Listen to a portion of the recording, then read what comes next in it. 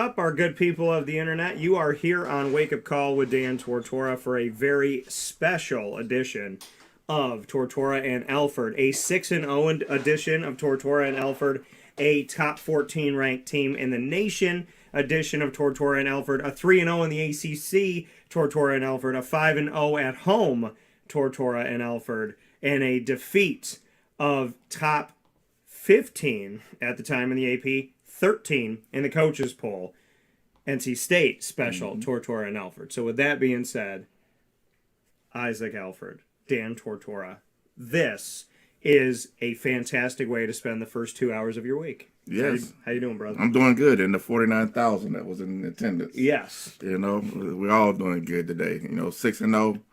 You know, that feeling was amazing this weekend to watch the team go out there and handle their business. Yeah. You know, it started off a great day in the Wildcat with Nate Trout and led up to the game. And then the guys at the game did what they had to do. And you know what? 6-0. Bowl bound. Yes. Going to a bowl game, and we know that now.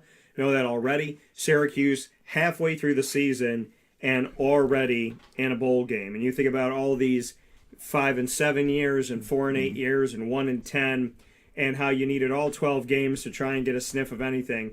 They get bowl eligible in the first half of the season, knowing that this next half of the season, these next 6 games, however they go, Syracuse is already bowl bound, and with an opportunity now at leading in the Atlantic Division, with Clemson coming up, with having a chance at an ACC championship game for the first time ever, and the more you win, the deeper you will get into bowl season. So the more wins Syracuse has, staying in the top 25 and rising in the top 25, the better your bowl game becomes. So when people say, oh, they're bowl bound, okay, so it doesn't matter. No, it does matter, because now the season has just begun. You're 6-0, like Dino said at the end of the game.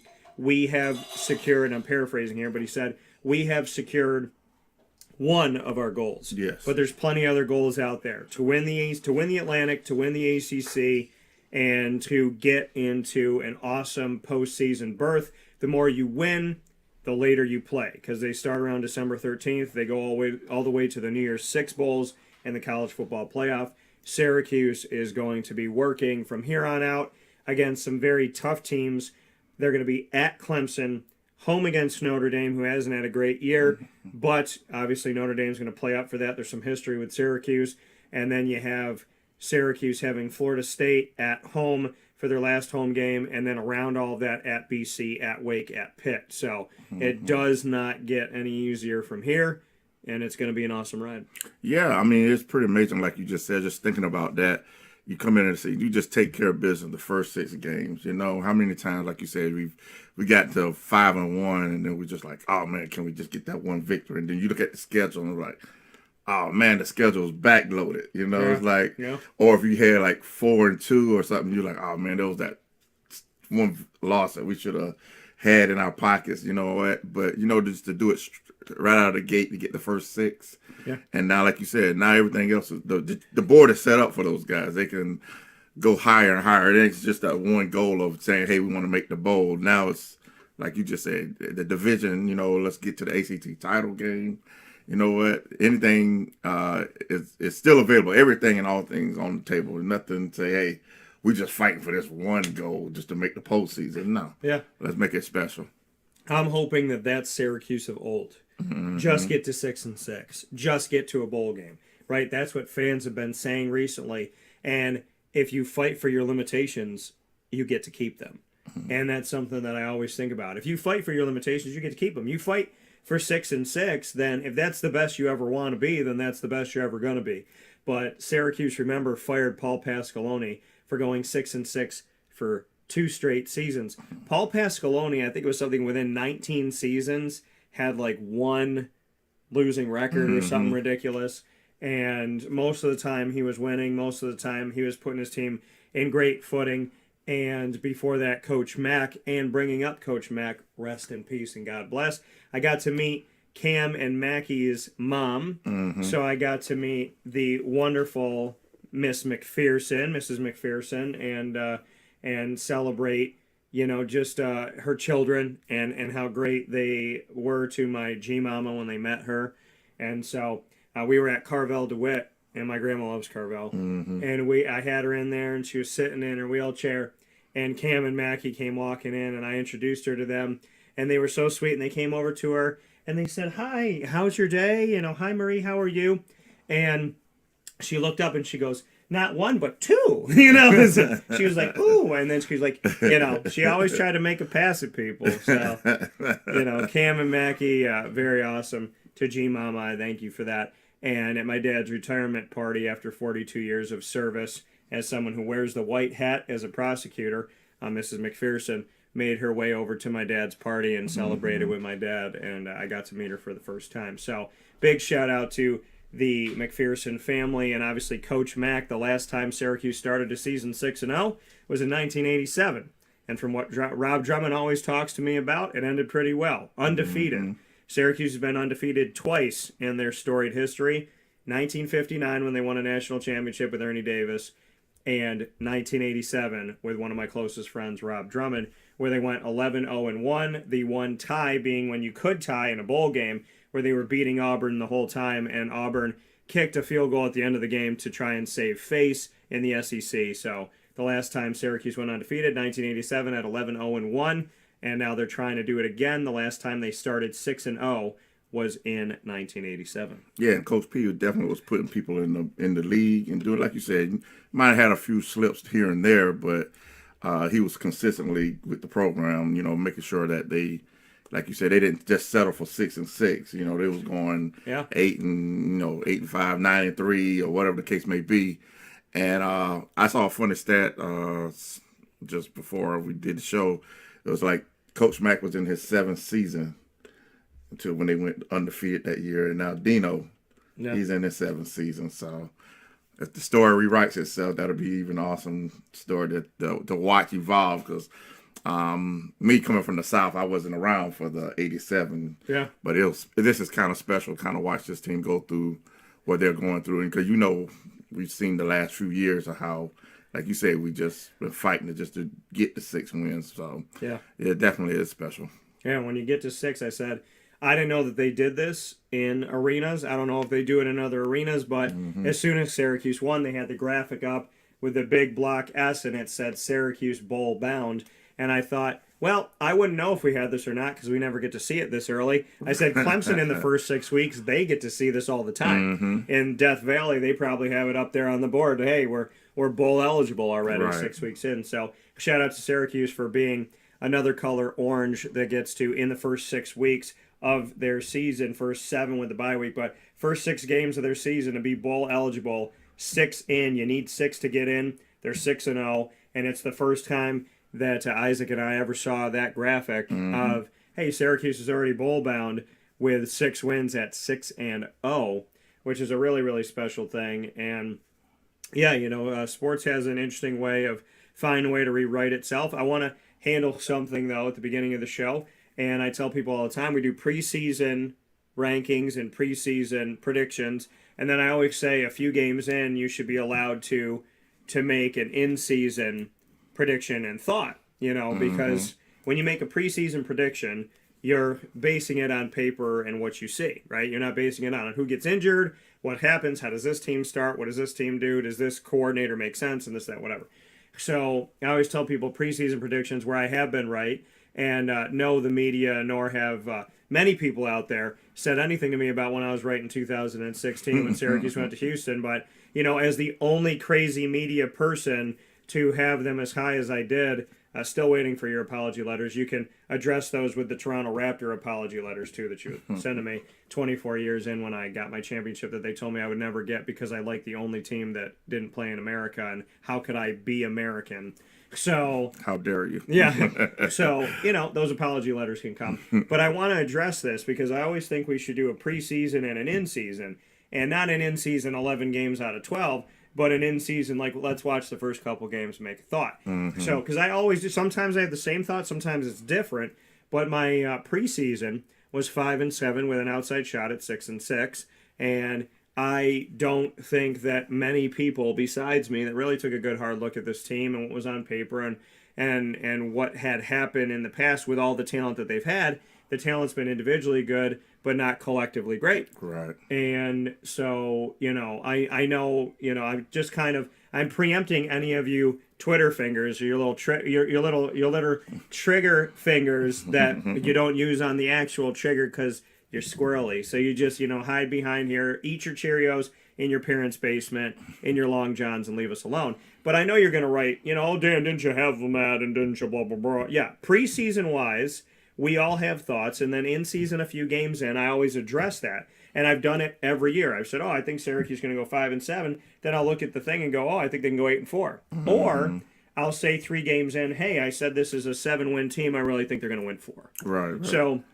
it can go either way. But I said, and I quote myself repeatedly, I, in the comfort of my own home, as a Syracuse native and growing up a fan and loving these guys, they know that I want them to go 12-0 every year. With that being said, as an impartial broadcaster, because I think it's a cardinal sin to be a partial broadcaster, I had them at 5-7 with an outside chance at 6-6. And I said I hope they prove me wrong. So, just to address the fact of what I said in the preseason so that none of you idiots send it to me. Well, they proved you wrong, all right. They did. And that's a good thing, you know.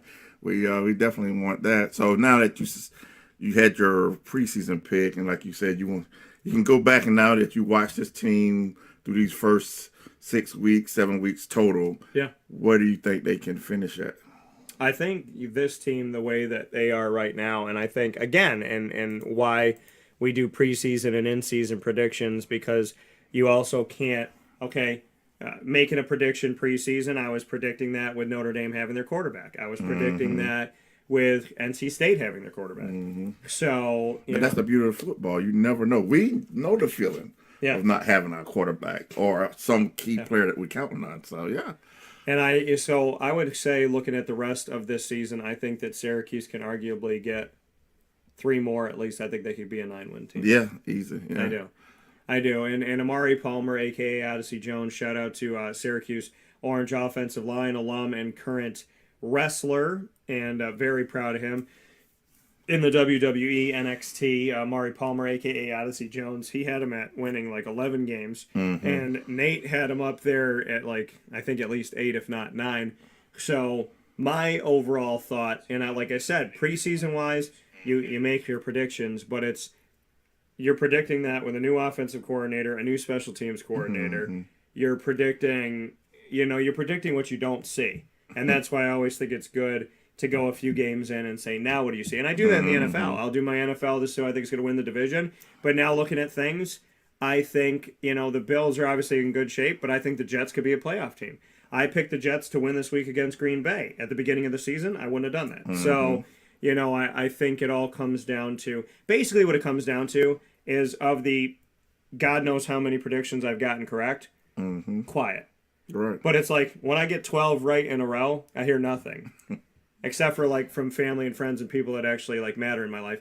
And then the 2 that you get wrong, that's when all the trolls come out. Oh yeah, definitely. Yeah. They'll remind you quickly. But that what makes it even kind of, you speak on it too about the rankings, and it's kind of really silly to kind of rank teams in the early part of the season. Yeah.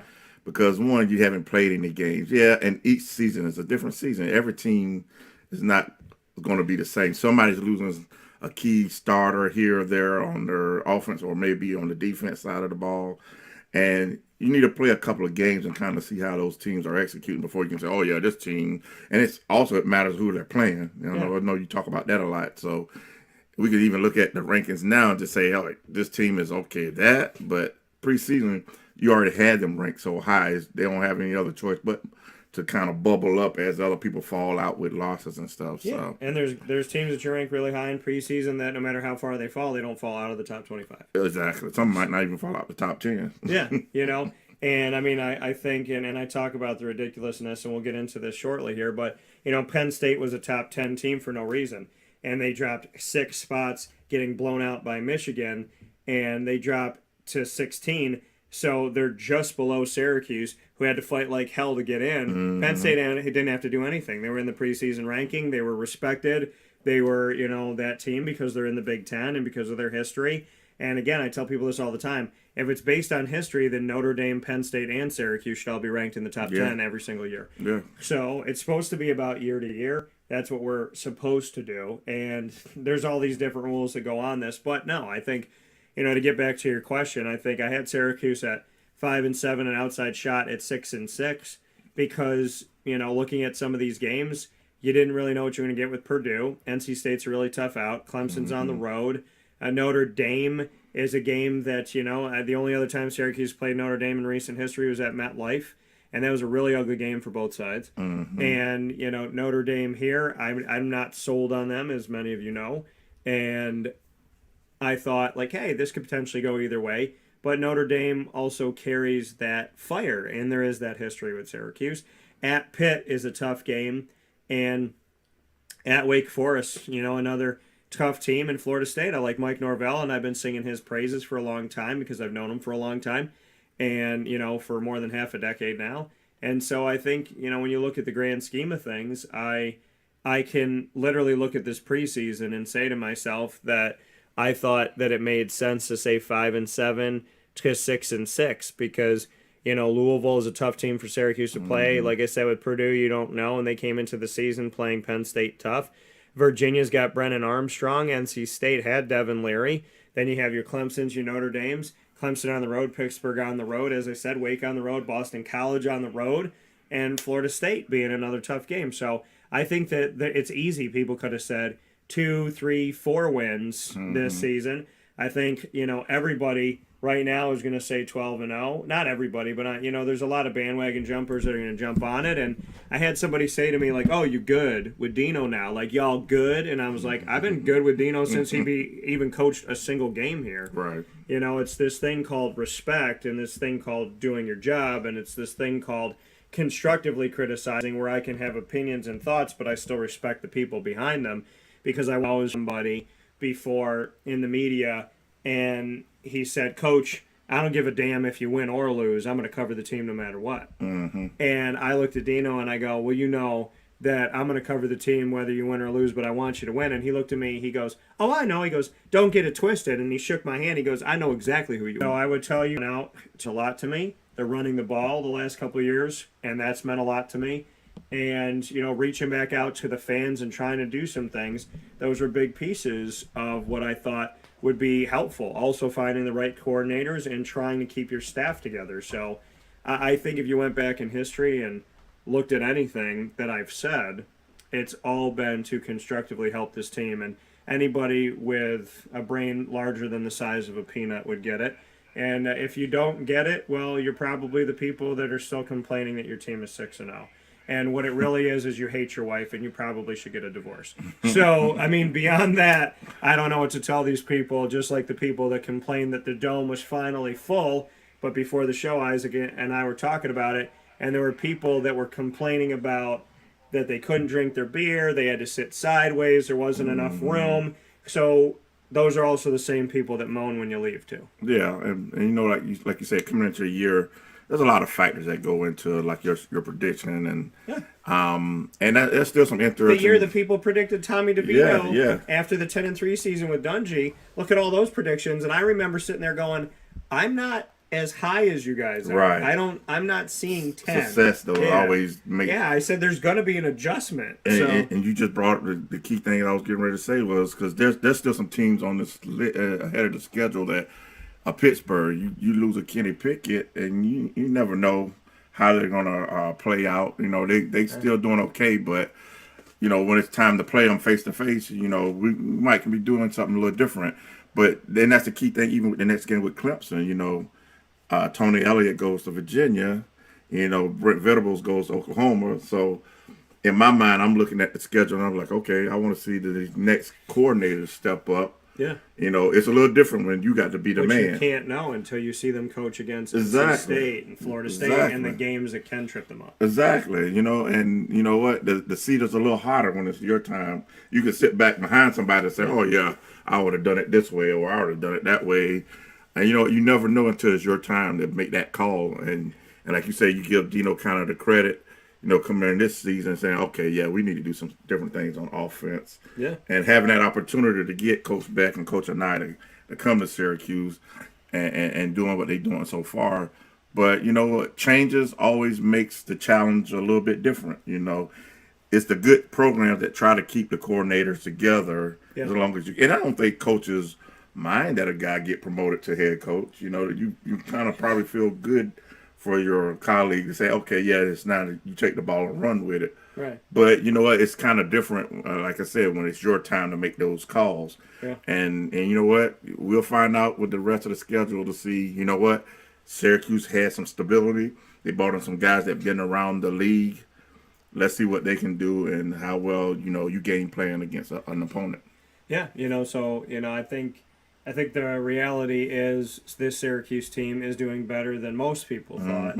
And it's a beautiful thing. And that's, I mean, I think the best thing about all of this is the things that y'all don't even get to see, which is after the game, you know, Isaac and I talking with Mike Hell and talking with Isaiah Johnson and talking with Garrett Schrader and Oronde Gadsden the second and getting to talk to Dino and be that first question, you know, because I never know what he's going to get in the room, and I expect people, unfortunately, to be negative in the media, and they were, and it's so stupid. If I was Dino, I would have just shook my head and been like, we're 6-0, we're undefeated, we're bowl bound, and y'all are bitching about something. I can't find a better word than bitching. So, right. You know, and I just remember sitting there, and I felt the same way he did when he's like, you know, I'm going to go back and, you know, I'm gonna check that, you know, and I just so happened to have my camera out and have my lens zoomed all the way in, and I saw the NC State defensive lineman move and like get down and like literally like kneel down on the ground. I saw it. I saw what Schrader saw. Right. And you know, and like Dino said, that he's going to go back and check out some things and spots of the ball and different things that I'm sure he'll be sending in and getting some thoughts on, you know, from the ACC coordinator of officiating, who's a friend of mine. And I'm excited to see what he gets back from that. I'm happy that those calls didn't cost the game, because when you can win a game and then go back and say, I have a problem with these 3 calls or these 5 calls or this 1 call, that's fine. My problem comes when that's a game-changing call, because an official should never change the game. There should never be 3 teams on the field, one being the officiating crew. And so I think there were some not great calls at times in this game, but Syracuse understood that you can't rely on officiating to save you, and they won the game by 15 without the officials.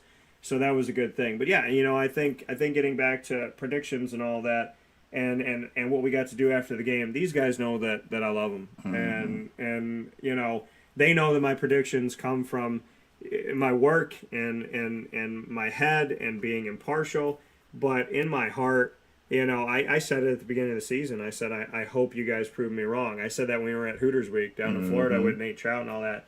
I said I hope you prove me wrong. And I'm happy that you guys did. I'm happy that, you know, Isaac and I have somewhere to go in December when it's cold. And I hope it's south. I hope it's in January.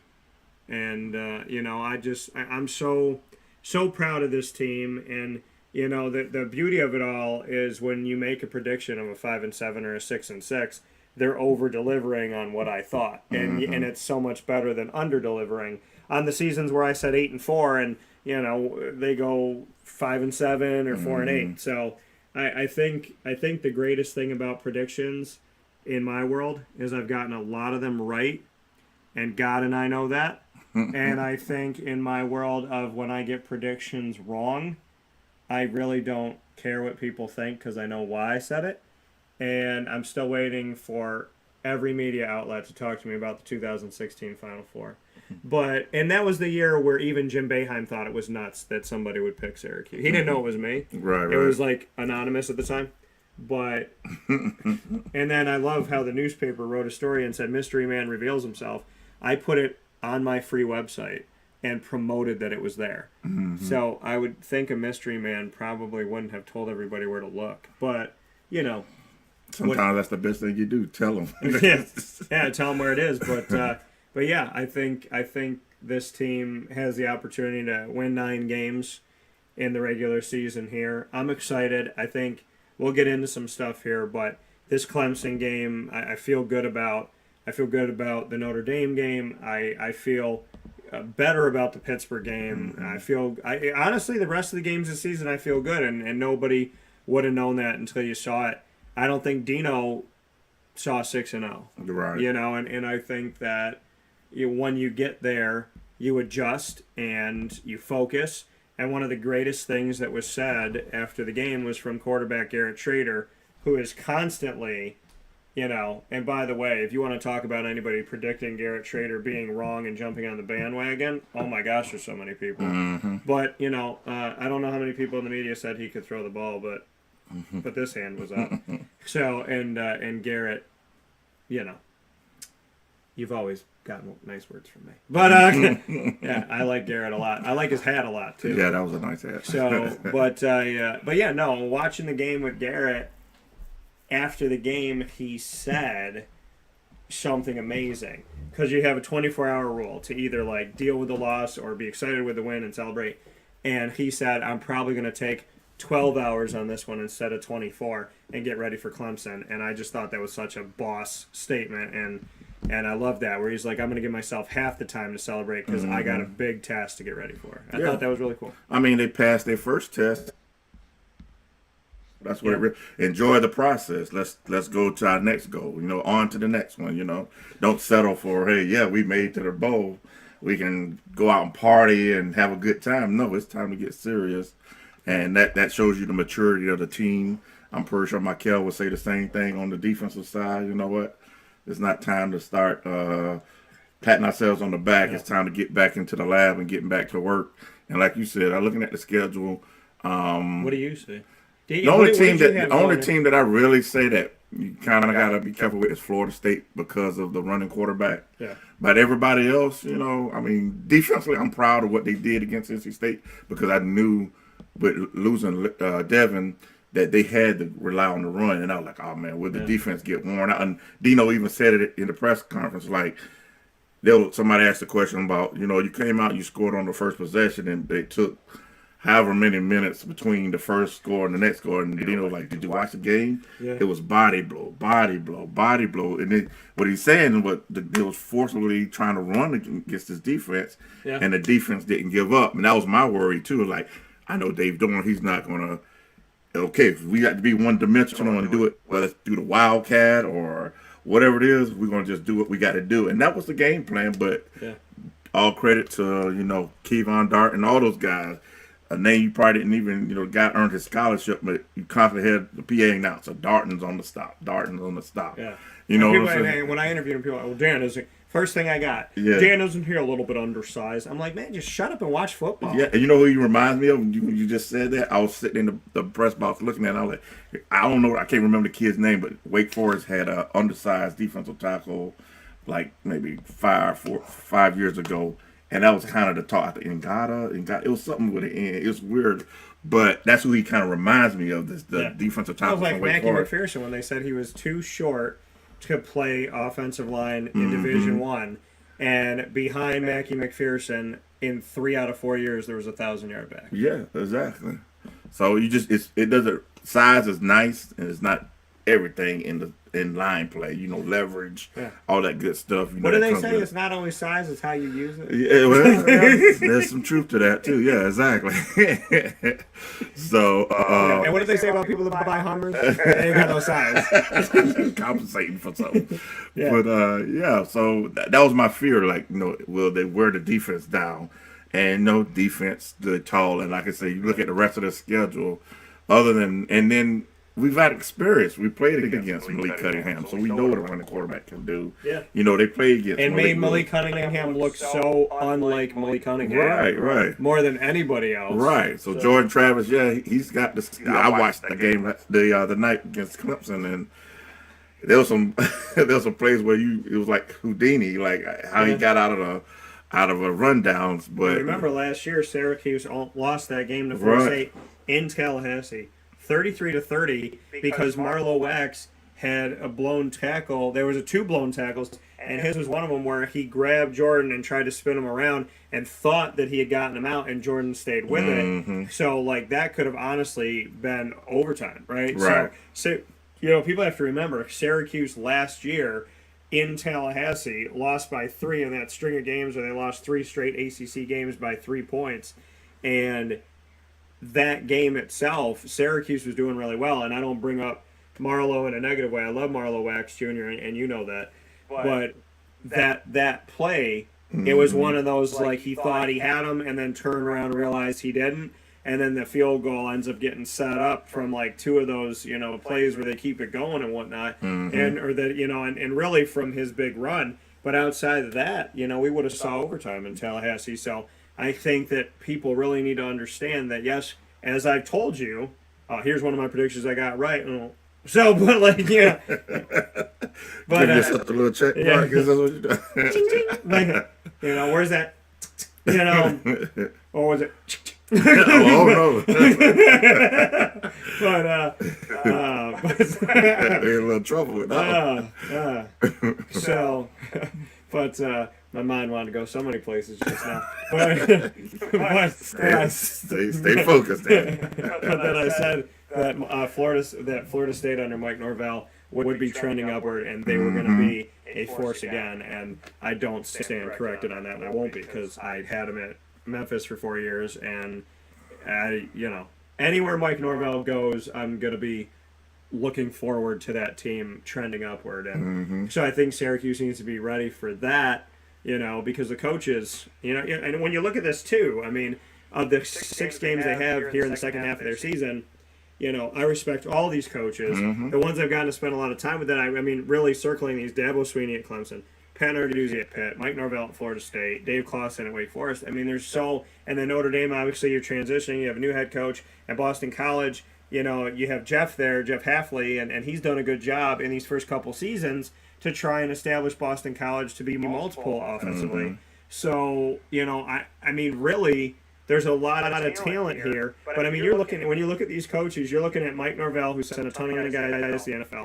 You're looking at Dave Clawson's, gotten really, really deep into the ACC and risen to the top of being only behind Clemson. And then you got Pitt, who's, been in 2 championship games in the ACC, just won one. And then you have Clemson, who wins national championships under Dabo Swinney. So you got to remember, beyond all the players that are going to be on the field, these coaches are friggin' geniuses, and they're masterminds, and they're just really incredible leaders of men. And I think that, people need to really understand that and get the fact that, as Dino says, you're playing chess, not checkers. And of these next 6 games, there's a lot of people that play really good chess. And I'm looking at the Norvells and the Narduzzis and Clawson, but I can tell you without doubt that next to Nick Saban, nobody plays chess better than Dabo Swinney. Right. And you know what? It's going to be the team says, it's going to be a great challenge for those guys to go against those opponents. And you know what? At the end of the day, we're going to see what they can do. Michael said, if you don't respect us now, you're going to have to come play us. Yeah. So what? Let's see what they do, and it's always different. Like we laid off, so many different factors that go into putting together a good program, and a lot of these guys, like you said, not only good head coaches that have been around the league for a while that done it.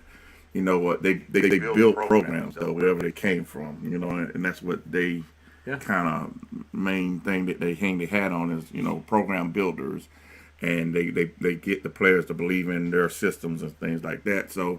You know what? It's going to be a challenge, but, I like what Dino's done so far with this group here this year, and they're believing into the La Familia, Ohana, and they believe in, and that's what we've said that even when we watched Dungy, media predictions is one thing, and you get in the room with those guys, and they're like, well, we believed in ourselves. No matter if nobody else did, we believed in ourselves, and that's the same kind of feeling you get with this team now that, you know what? They trust the process. They believe in it, and they're going to continue to do what they got to do. Yeah. And this team, Syracuse, 6-0, one of 9 teams left in the country that are still undefeated. That's it. Of over 130 Division I-A FBS teams, the only undefeated teams left in the nation at this time: Georgia 7-0, Ohio State 6-0, Tennessee 6-0, Michigan 7-0, Clemson 7-0, Ole Miss 7-0, TCU 6-0, UCLA 6-0, and Syracuse at 6-0, and that's it. And the only thing different between all of these undefeated teams is that 8 of the 9 undefeated teams left in Division I AFBS are ranked in the nation's top 10. The only undefeated team to not be ranked in the top 10 is Syracuse, which is a level of disrespect because Michigan has done nothing. And, you look at some of these. Alabama's been tested. Tennessee's been tested. Ohio State's done nothing. Michigan's done nothing. Georgia's been tested. Ole Miss has been tested. TCU has been tested, But looking at all of this, and you say one of these things is not like the other, when there's 9 teams left in the nation that are undefeated, and only one of those 9 teams is not in the nation's top 10, tells you something. I think everybody with 1 loss or 2 or more should be behind all of the top 10 teams. And how do you argue that Syracuse doesn't deserve to be in the top 10 when you have Michigan and Ohio State playing a bunch of unranked teams, and they're not only in the top 10, they're in the top 4? So it's just strange to me, and we'll look at the rankings after this fast break, but it's strange to me how you have 9 teams left unranked, and 8 of those 9 teams are in the top 10. Syracuse, the only one that's not. Yeah, I was thinking the same thing. At least give us a little respect, put us in 10th place if we had to do anything, because it's kind of set up to, even though Alabama lost, and I get it, they've got the respect too, but it's already. You even heard Nick Saban said, if we just win the West, we get back into the SEC title game, and then we can play ourselves right back into it. So, you know what? Some of these other teams that I don't know who they thought they were scheduling, but they got the L already in the loss column. So, you know what? Syracuse should be respected a little bit more for what they've done. Nobody expected Syracuse to be here, and that's a great story, because I was like, if Syracuse was in the SEC, we would definitely be in the top 10. No doubt about it. Syracuse is 14th in the AP poll and the coaches poll as they go into their 7th game of the season here. And Utah is 1 spot behind them at 15, and Utah has 2 losses. So, you just look at the juxtaposition of an undefeated 6-0 Syracuse team ranked 14th and a Utah team 5-2 ranked 15th, which is disrespectful. And, coming from the WAC-12, where Oregon and Utah beat up on each other, but outside of UCLA playing good this year, there's really nobody, and USC doing some things, there's really nobody that comes out of that. And, we know that Oregon trips up at the end of the season, typically, and they already have a loss this season. And I'm not trying to disrespect any of these teams, I'm just looking at this and stating an obvious. USC came down 5 spots after losing, but they're still above Syracuse. Oklahoma State got beat by TCU, and they're still just outside the top 10 at number 11. So, it just says something when you have all of your undefeated teams in the top 10 except for one of them, because how can you argue that 8 out of 9 deserve to be there, but the 9th one doesn't? And, it's almost like treating Syracuse like Coastal Carolina or UCF or Cincinnati. Right. And it's just a ridiculous situation. But you win the games that are in front of you, and eventually they have to respect you. And speaking of respect, I want to shout out my guy Willie Fritz, who has Tulane of the American Athletic at 6-1 and ranked in the nation's top 25 at 25 in both the AP and the coaches poll. Big shout out to Tulane.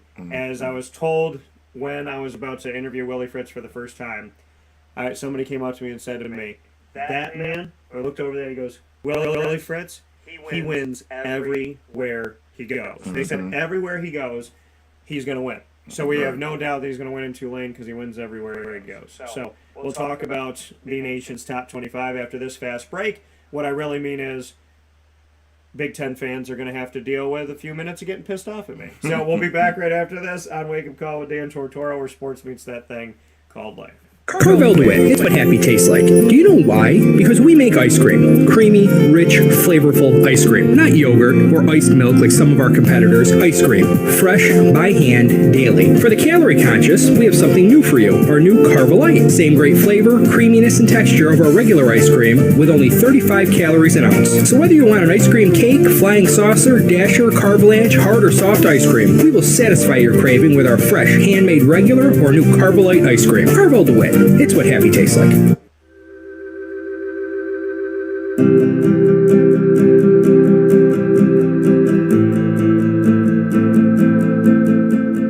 Café Cabal offers same-day local delivery of our products, offering no delivery charge for Onondaga County.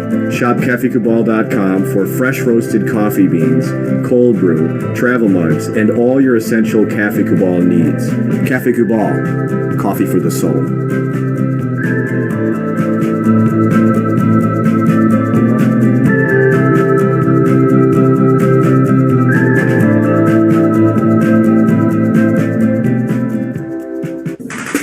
The Wildcat Sports Pub in Camillus, New York is located on 3680 Milton Avenue in the Home Depot Plaza. It is your family-friendly sports bar and restaurant.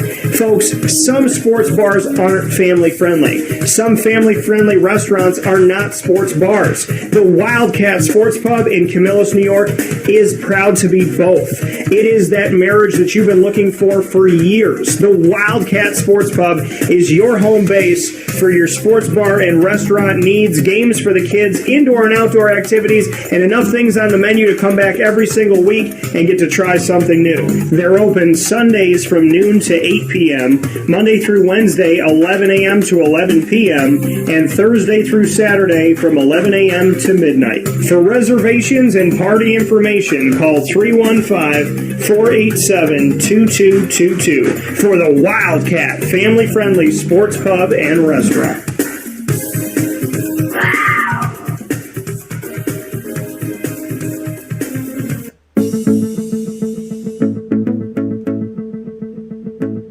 Avicoli's, located on the corner of Route 57 and Wetzel Road in Liverpool, New York, has been your trusted neighbor for decades. Located just steps from Liverpool High School, we're happy to have the Liverpool Warriors on-site, on-location broadcast at Avicoli's through Wake Up Call with Dan Tortora every single month, featuring student athletes, coaches, and administration throughout the year from Liverpool High School. Head out to Avicoli's today on the corner of Route 57 and Wetzel Road in Liverpool, New York, open Tuesday through Sunday for lunch, dinner, and drinks. We'd love to see you out there. And of course, you can call them at 315-622-5100 for takeout, delivery, and catering. That's 315-622-5100. And also find them on myavicoli's.com. That's myaviccollis.com.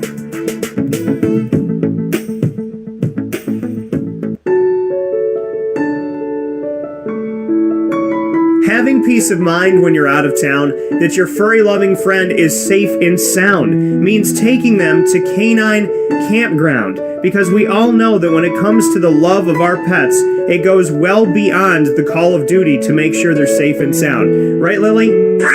So take a ride to 242 Johnson Street in East Syracuse, New York, and see Canine Campground and where your dog will be staying. In the classic cabin, the executive cabin, the grand cabin, or of course the luxury cabin, because if you know Lily, you know she loves luxury. Now you don't have to wait to the last minute to find a family member or a friend that'll take your dog for a few days. Call Canine Campground at 315-299-4013. That's 315-299-4013. Their drop-off and pickup times are Monday through Sunday. Check K9campground.com for more information. That's the letter K, the number 9, and campground spelled with a K.com. K9campground.com. When you're going out of town, bring your dog to Canine Campground.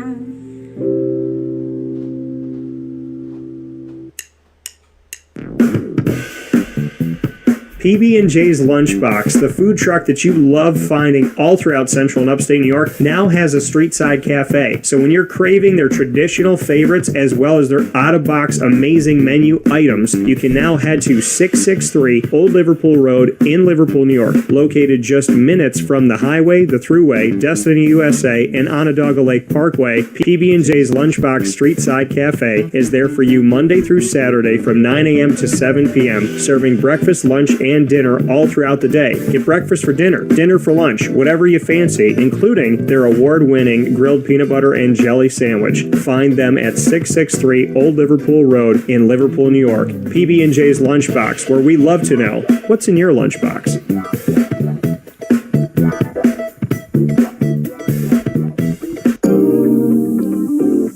As a patient, what do we want?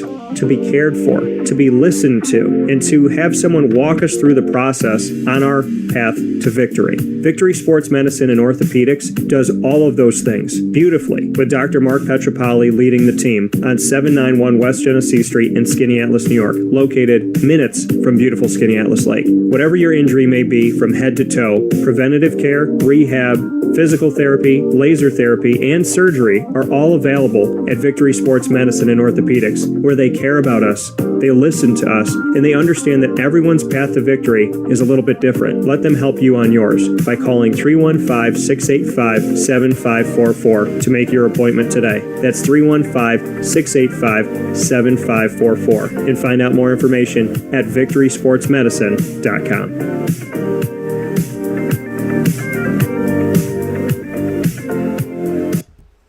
What's up, people? I'm thinking inappropriately. I'm still on some of the thoughts I had from before. What's up, everybody? Back here inside of the Cafe Kubal Studios, hanging out where sports meets that thing called life. I hope you're all having yourselves a fantastic morning this morning as we are here with you on Wake Up Call with Dan Tortora. And it's always a blessing, an honor, and a privilege to be here with you on Wake Up Call with Dan Tortora. So much appreciation to everybody out there. Big shout out to Cafe Kubal, 3501 James Street, as well as 324 West Water Street, 401 South Salina Street, all in Syracuse, New York. You also find them inside of their double-decker cafe in Manlius on 343 Fayette Street, and you'll find them on the corner of Route 11 and Taft Road at Sweetheart Corners in their drive-through location in North Syracuse, right by the airport. And guess what? Every single one of the Cafe Kubals now has a new menu, so you can check out what that menu has for you today. And of course, if you're out of town, you go to cafekubal.com. Inside Ma and Pa's Popcorn.com's What's Poppin'. You know in the first part of the show what's poppin'. It's a Monday during football season, which means it's Tortora and Alford time. We're talking about Syracuse is versus NC State, and Syracuse with Clemson coming up on the road in Death Valley, and of course what's going on beyond that. Facebook at WakeUpCallDT, the Twitter at CallDT, and Instagram at WakeUpCall_DT. And you're with us, tuning in live every Monday through Friday from 9 a.m. to 11 a.m. Eastern Time on YouTube.com, Facebook.com, and MixLR.com, all /WakeUpCallDT, on Facebook.com /LiveNowDT, and on WakeUpCallDT.com's homepage, where you can click on the Articles tab, and you can read all of my football articles, including the most recent one about Syracuse becoming bowl-bound and advancing to 6-0. We've also updated the Cuse tab, which is an acronym for constant updates and special exclusives. You can go to the Cuse tab on wakeupcalldt.com, click on Syracuse Football, and that'll have the drop-down menu. It'll have the past episodes, a whole archive of Tortora and Alford. It will also have for you all of my articles. It'll have the schedule for the team, the outcomes of each game, and it will have the clickable of when there is an article connected to the game. You can click right there to read the article on the schedule, or you can go to the right-hand side and see the article itself. So you can either read the article from the schedule, or you can read it from the right taskbar. So, a lot of great stuff coming up. There will be a test. Isaac's going to have to repeat all of this at the end of the show.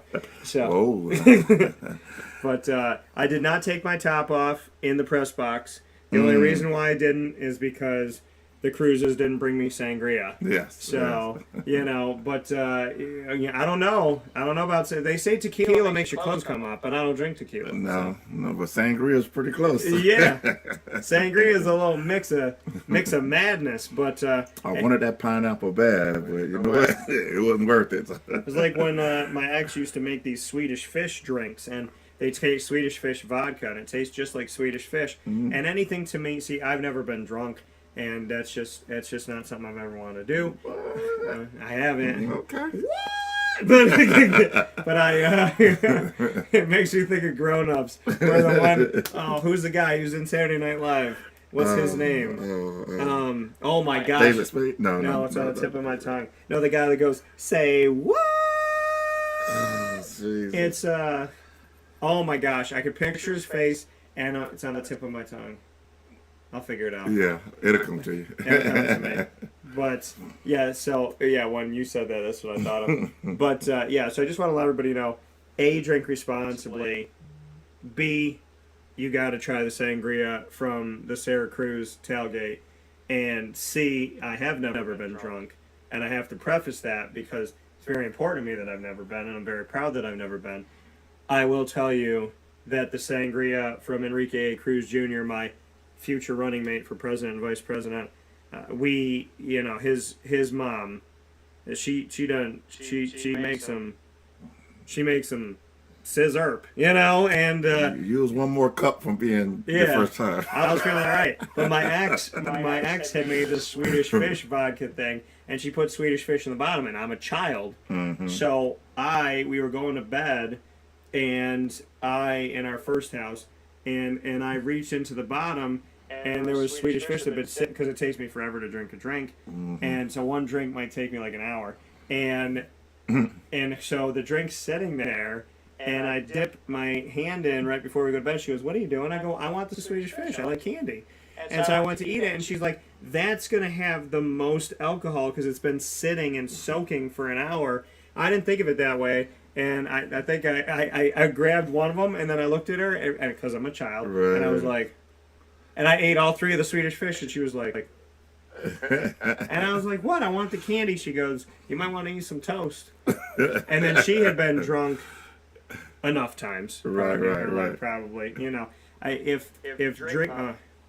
How do I put this? If drinking was an art, she'd be Picasso. Well taken. Oh man. So paint the perfect picture. Yeah.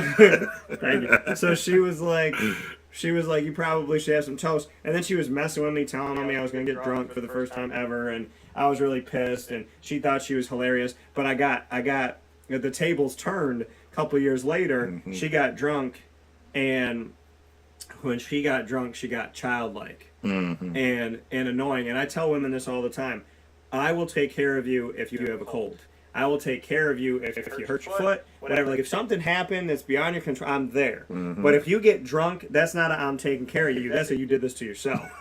So I told her, I was like, "I'm going to leave you here." But then I felt bad. I'm like, I can't leave her on a street corner. I don't want anybody to hurt her, take advantage of her. So I put her in the car, and my buddy was driving in the front seat, and she's in the back, and I kid you, it's like a skit. She was like, "Where are we going? And this is how she talks. So I'm not, she's like, "Where are we? You're stupid. Shut up." Nobody was talking. And she's like, "Shut up. I just want to go to Domino's. Is Domino's open? Why are you driving by Domino's?" And we were on a road with no Domino's. She's like, "Why are you driving by? Pull over. You're a dick. I hate you. Where's my food? I just want Taco Bell. My God. Are you going to hit every bump? I'm going to throw up. Are you serious right now?" So we got back to the house, got back to the apartment, and she said, "Why don't you do something nice for me?" And I made her toast, and she's sitting there like, "You're never good to me, and you're not nice to me, and you don't care about me, and you don't care that I'm sick." And I took the toast and I threw it at the wall. And she looked at me and she goes, "I can't believe." And I said, "You want to act like an animal? Eat it like an animal." And she's like, "I'm going to tell your mom." I was like, "You're going to tell my mom that my grown you-know-what wife is drunk and yelling at me?" And I said, all you had to do was stand here and tell me." She goes, "You don't do anything for me." I was like, "I just made you toast." She goes, "Wow, congrats." And I threw the toast. So. I guess that's I'm pretty sure that put you to your limits there. Yeah. I'm gonna tell you something. So that happened in in the guest bathroom. And that guest bathroom also, like walking around the house and stuff. I was in that room when I talked to Dave Clausen one day, walking around the house, walked into the bathroom and had a great conversation. So Dave Clausen and I had a great conversation there. My ex-wife and I had a conversation about how she eats off the ground when she eats toast. And she's like, "You are an animal." And I was like, "One of us is," but, And I thought I could handle when someone, like, starts to dry heave. No. And in my head, I'm like, I could do it. So she's like, "Do you want me to go to the other bathroom or stay here?" And I was like, "No, babe, you're good." And I was laying in bed. I felt totally fine. Because I wasn't drinking like that. Right. I felt totally good, right? I don't even know if this was drinking or sick. Because I don't know how many times she was going to throw up because she was sick or drunk. I think drunk was probably higher. But it's all coming out today. Springer Live. But, so she was in the bathroom, and it's like 3 o'clock in the morning, and I'm hearing hoop. And I was my stomach was totally fine. I felt 100%. So I started off at 100%. I ended at about 12%. I had the pillow over my head. I got the pillow over my head, and I'm like, turn the TV up, and I'm like this, in the bed. I can't do it. So I don't know how many people, but I'm terrified of having a child and having them throw up on me because I think my initial response is going to go, ah! You never know until it happens. So. and then I got to run and catch it. But I had a girl that I had dated before I had known this wonderful treasure of a Picasso. And when I had dated this other girl, she goes, "Oh, you get used to baby throw up." She's like, I was like, "Well, what does it smell like?" She goes, "It smells like curdled milk, and it's like green, but it's fine." And I was just like, so yeah, but I thought I was gonna be all right, but yeah, it's I don't know where I was going with any of this. Well, it was the sangria that started this. So it's almost like you was a little drunk in your story, but you're all right. You get back to it. You'll get back. So what I was saying about Syracuse is sangria is a hell of a drug, and my ex-wife was eating toast like a jerk. There you go. So that's where I was, but I just gotta let it out. You know what I mean? So it's like I told you, people gotta let it out. Like people right now, see, I'm happy. I'm a happy person. People right now, there's some Syracuse fans. This is a quote. This is not real, right? There's Syracuse fans and there's fanatics. Fanatics are not fans of anybody. They just hate their life. Fans are fans. Mm-hmm. They love you. They're going to be there for you no matter what. They're going to be like, Isaac, we lost, whatever, we're going to get back. Right. All right. Fanatics are people that are miserable and they need to just take it out. They're going to take it out on the cash register at Wegmans. They're going to take it out in the mall when somebody walks by them. They're going to take it out in traffic. They're going to take it out when they're friggin' sleeping. They're going to take it out on somebody. And fanatics are that complain that Syracuse is 6-0, but we're not that good and we shouldn't be ranked and all this stuff. And I was like, they have all this anger from past seasons, and now that they're winning, they're like, ah! Yeah, they don't know what to do. We're winning!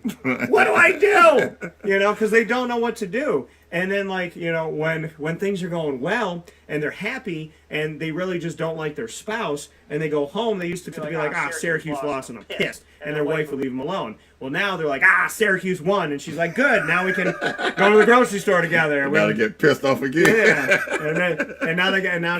So now when they come home, she's at the door going, you ain't got no reason to take out the trash, you dick. So now it's it's real, and I just outed you all. I'm sorry, but with all due respect, I would rather none of us have to deal with you, not even your wife. So, but that's the funny part because people would make excuses for why they were pissed, and now they can't.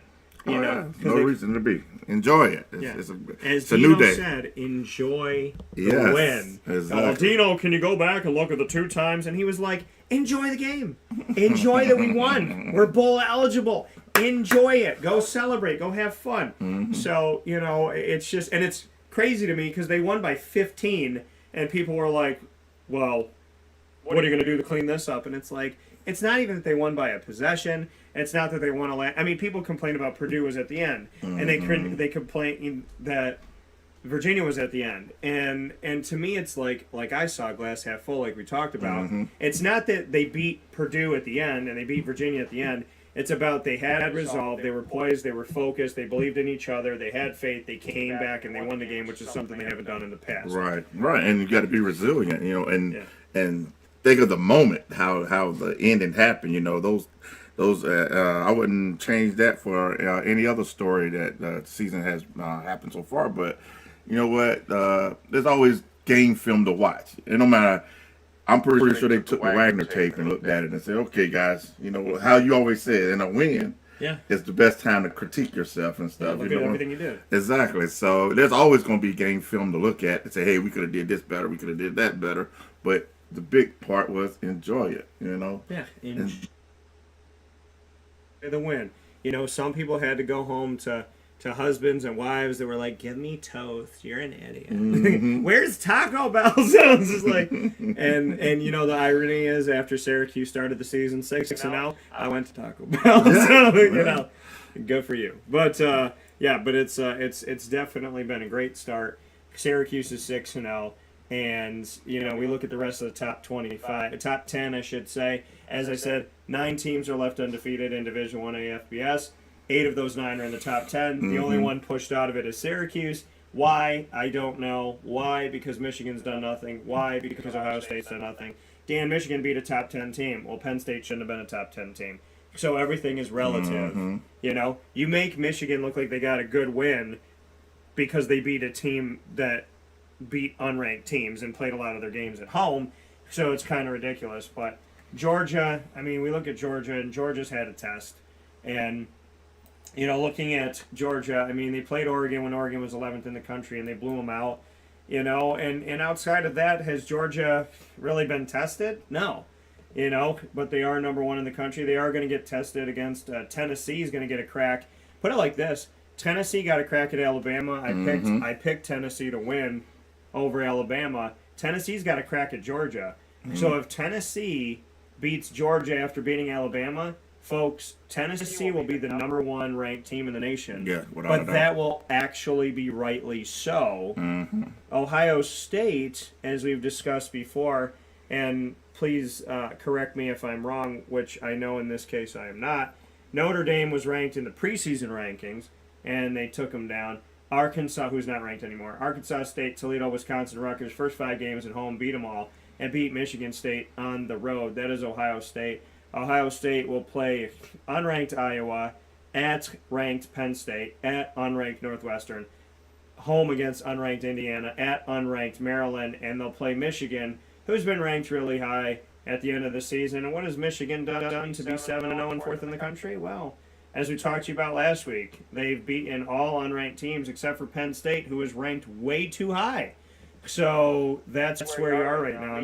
Think about it. If Syracuse was Penn State, Syracuse would be in the top 4 right now because they would have been preseason ranked high, and they would have beaten. See, the thing is, if Penn State beats Wagner, they stay in the top 10. And so I just want people to understand that. Now, some of the other teams here that we haven't talked about, Clemson we have gotten to a little bit. Clemson's had some tests here. Clemson got tested by Florida State, who they were blowing out and came back and only defeated them by 6, 34-28 in Tallahassee. And NC State, a ranked team, they beat Wake Forest in extra time, 51-45. And so you got another ranked team there. So Clemson has been tested by some good teams, tested by NC State when they had Devin Leary, and tested by Sam Hartman and Wake Forest. Then you look at Fly Slamma Jamma Bama, and Alabama played Arkansas when Arkansas was ranked, played a Texas A&M team that's not gotten a lot of respect here this year and hasn't really been ranked that much, and they barely beat them at home in Alabama, 24-20. And then you look at Ole Miss in the nation's top 25, who's unranked, and Ole Miss defeated Troy at home, Central Arkansas at home, at Georgia Tech 42-0, Tulsa at home, Kentucky, who was ranked in the nation's top 7 at the time, beat them 22-19. Then they beat unranked at Vanderbilt and beat Auburn. And even though Auburn's unranked, they've gotten some respect here being the SEC. And the SEC, folks, has proven that they are the best conference in football in many, many years. TCU at Colorado against Tarleton, which to some people makes them think of the man who did a fantastic dance that I can also do, and that's Carlton from Fresh Prince. At SMU, they beat Oklahoma, who was ranked in the nation's top 18 at the time, beat top 19 ranked Kansas on the road, and just defeated Oklahoma State 43-40 at home. So they beat 3 ranked teams in a row. So with all due respect, TCU should be ranked higher than Michigan, in my opinion. And then you look at UCLA as we keep going through the top 10 teams ranked here. UCLA defeated unranked Bowling Green, unranked Alabama State, unranked South Alabama, unranked on the road at Colorado, defeated Washington, who was ranked in the nation's top 15, and defeated Utah. And Utah's a pain in the tush. And they've played spoiler a couple of years in a row for Oregon. So there's respect there in what UCLA just did. And then you look at Oregon, which rounds out the nation's top 10 when we look at the rankings here.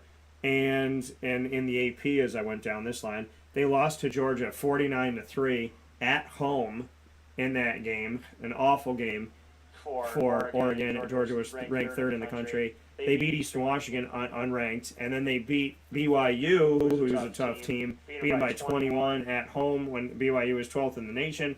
At Washington State, unranked, they won, beat Stanford, unranked at home, and beat Arizona, unranked, on the road. They got a test against UCLA. And so, really, when you look at this, and I just gave you the backdrop, but in my opinion, Isaac, of the top 10 teams that we have, and all these teams are in the top 10, either in the AP or the coaches poll. They may be like differing a spot, like UCLA is 10, Oregon is 9 in the coaches poll, and they're flipped in the AP poll, UCLA 9, Oregon 10. But of the top 10 teams that are ranked as of right now, the teams, in my opinion, that have been tested the most: Tennessee, Clemson, Alabama, Ole Miss, TCU, and UCLA.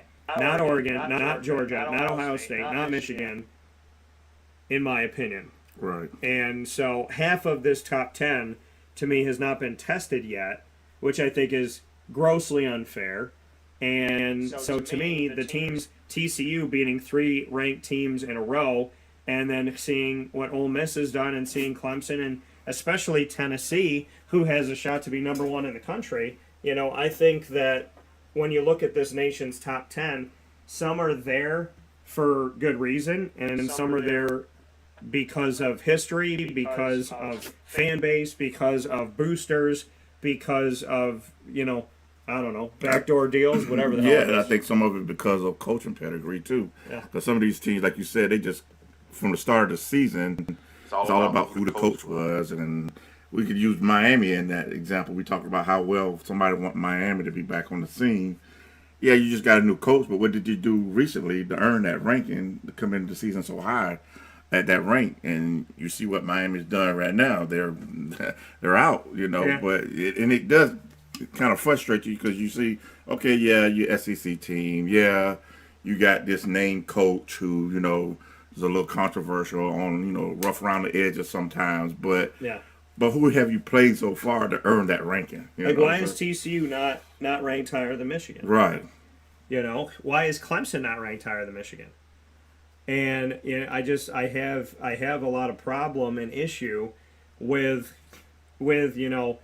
who's been battle tested, because essentially what they've set up is for the SEC to have 2 teams in the college football playoff, and for the Big Ten to arguably have 2, because the college football playoff is going to push that narrative potentially of the fact that the SEC and the Big Ten are going to form their own division, and they're going to go off by themselves. So if they say, hey, it's 2-2, it makes the most sense. Look at how good these conferences are, but it's not. Right. I mean, in my opinion, if it started right now, if the college football playoff happened today, in this moment that we're talking here on a Monday to start off this week on October 17th, if the college football playoff happened today, I would have Tennessee, Clemson, Georgia, and maybe TCU at this point. I wouldn't have Ohio State. I wouldn't have Michigan. I wouldn't have. It would either be Alabama or Georgia right now. I would have Tennessee, and then I think TCU. Maybe they could give Ole Miss some hell. So I think TCU and UCLA would have a better chance for me, where I'd be talking TCU or UCLA, Tennessee, Clemson, and then Alabama or Georgia, and that would be my 4. No, I like those 4 right now, based on who they played at this point in the season. What have you done? Exactly. You know what? But it's all kind of set up where it's like right now that when you look at the top 10, Georgia, Tennessee got to face each other. So somebody's going to knock somebody off that seat. Yeah, Big Ten, you really haven't done any, but you're setting it up just for Ohio State, Michigan game. Just be real about it. You rank them this high, and they've beaten most of their teams at home, and pretty much all of them unranked. Ohio State beat a Notre Dame team that was preseason ranked 5, so that's an even different ranking, because Notre Dame hadn't done anything to have earned any of that.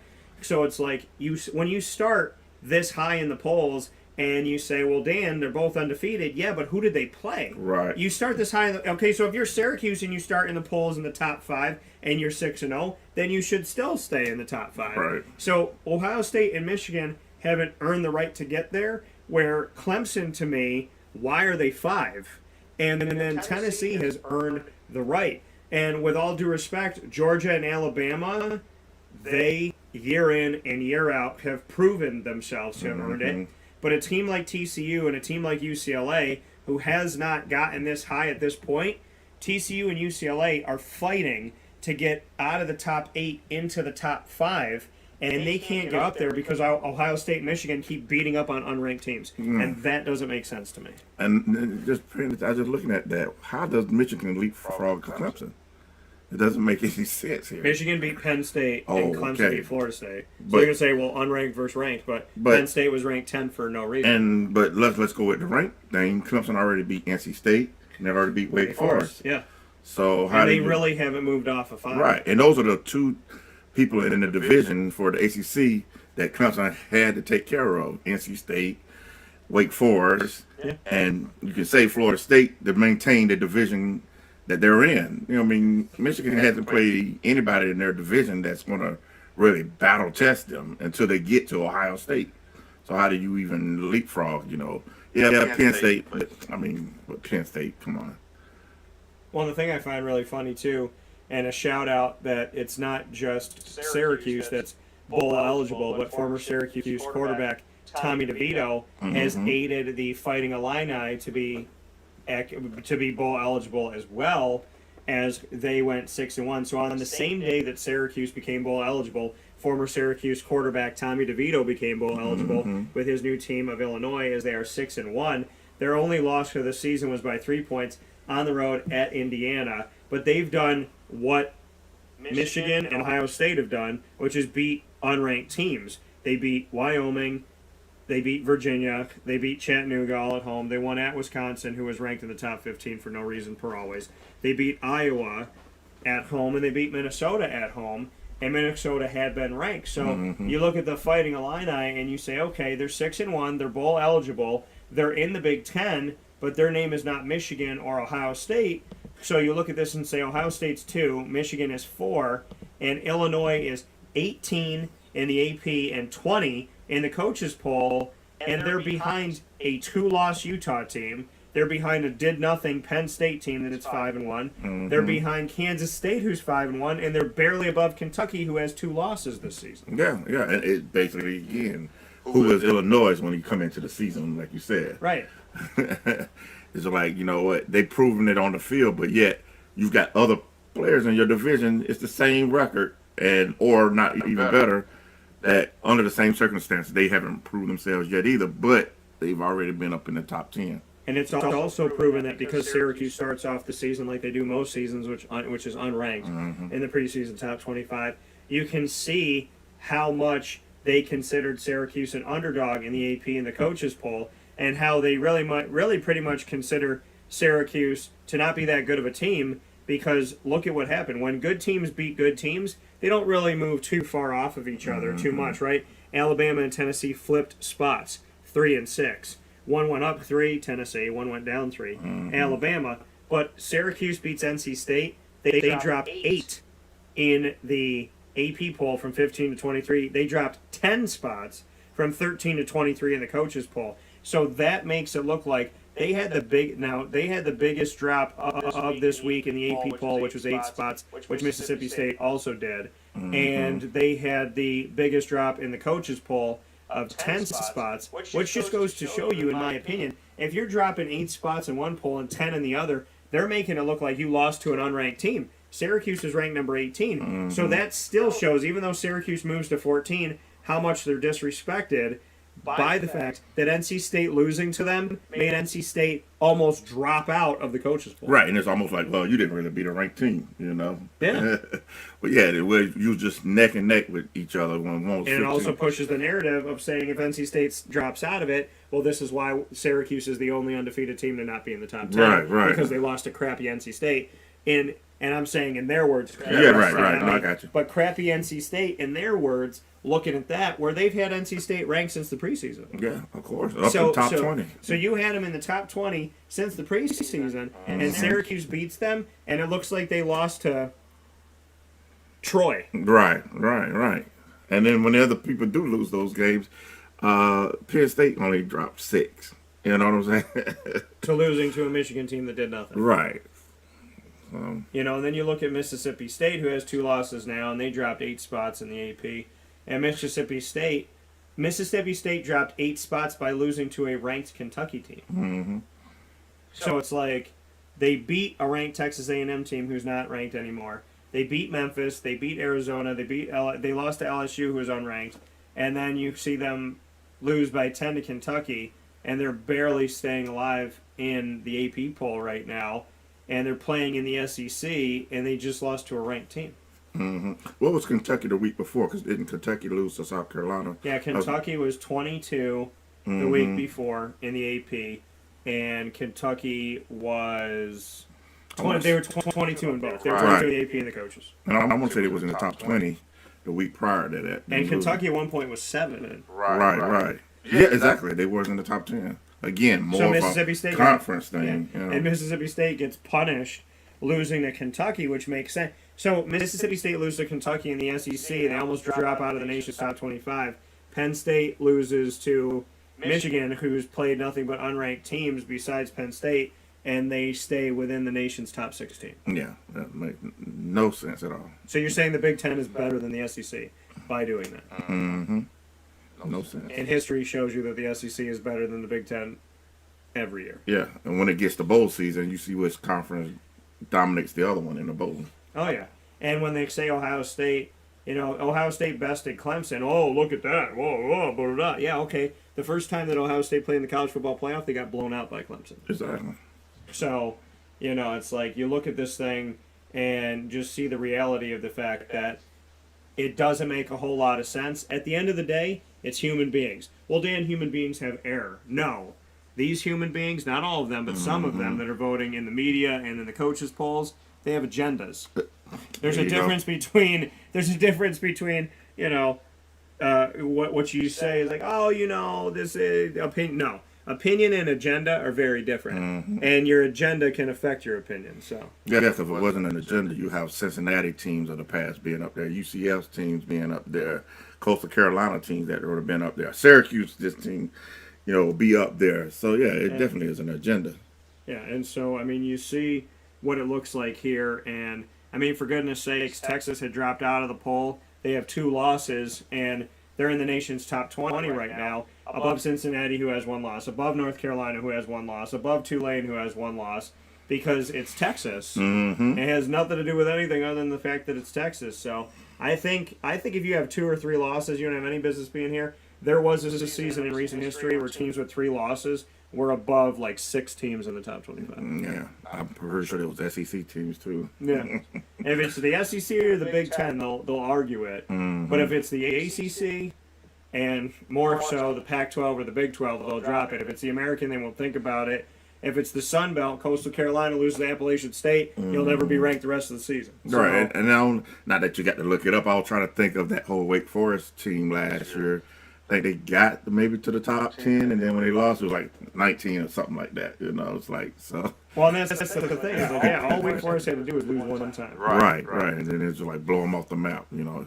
Yeah, because you look at Wake Forest, we go back here. Now, in the final rankings last year, in the AP and the coaches poll, Wake finished 15 and 14 in the AP and coaches respectively. But if we go back to the preseason poll of last year in 2021, Wake Forest started off unranked in both polls. So they were nowhere. And remember North Carolina, how high they were. And North Carolina didn't have a good year. And then Wake Forest, I'll skip ahead here a few weeks. Wake Forest got in, they were at like 19 and 20, so they were coming up 5. So Wake Forest in week 5 of last season, Wake Forest had just squeaked. They were at the bottom of the top 25. In week 6, they had gotten into the top 20. In week 7 last year for Wake Forest, Kind of sound like somebody we know. like Syracuse. Yeah. And then so Wake in week 7 last year went up to 16 in week 7, went up 3 spots and 4 spots in the coaches poll to 16 in both. Sounds a lot like Syracuse, where Syracuse is 14 right now, coming in week 8. And so looking at Wake Forest was able to, and then they went up 1 to 15. They stayed at 16 despite being undefeated. So in week 8, they didn't even move in the AP poll. They stayed in the same spot. In week 9, Wake moved up 3 to 13 last year and up 2 to 13 when they were still undefeated at 7-0. They were in week 8 only 13th. Sounds a lot like Syracuse. And as Isaac said, and I second that. In week 10, we saw Wake go to number 9, and they were number 9 here. They went up to number 9 and then number 10. AP number 9, coaches poll number 10 when they were 8-0. So in week 10, they finally cracked the top 10, and then in week 11, Wake dropped down to 12 and 13 respectively, and then in week 12, we saw Wake Forest in the college football playoff ranking was 10th. They were 13th in the AP, and in the coaches poll, they were 12th. And so, and at that time, all Wake had done was lose one game. They were 9-1 at that time, and they barely had them in the top 10. And when they were 9-1 at that time, barely in the top 10, I want to look back at this and tell you who they lost to last year in 2021. So toward the end of the season, barely making the top 10 at number 10. The loss that they had was at North Carolina, 58-55, a team that had come in ranked extremely high when Wake Forest wasn't ranked. So in the preseason, the coaches and the media said North Carolina's great, Wake Forest sucks. Then Wake loses to the team that they thought was great, and they punish them. And Wake comes out 9-1 at that time. And keep in mind that they, had won all their games up to that point, and then they lost to Clemson on November 20th, and then lost to Pittsburgh in the ACC championship game. But there was no way in hell that they were going to let them in. And you look at their losses, they lost to Clemson by 21. On the road, North Carolina, they lost by 3. And so, and then they blew out Rutgers in the Gator Bowl. So by 28, and that is Greg Schiano's Gators. So it's just funny to speak to your point that Wake Forest wasn't in the rankings like Syracuse, fought to get in, and then was undefeated at 9-0, and they were just still still waiting 10, to get in the top 10. So, right. Yeah, it's crazy. No. And you said the key word earlier, agenda. Yeah. I was very interested in watching that team last year to see how far they could climb with They were never going to let them in. Yeah, with a Clemson Too team small struggling. of a school, not a football school, God forbid, a good education school. Oh, what's that? Yeah. Like Dan there, they said they talk good. So like it's just, they don't speak well, they talk good.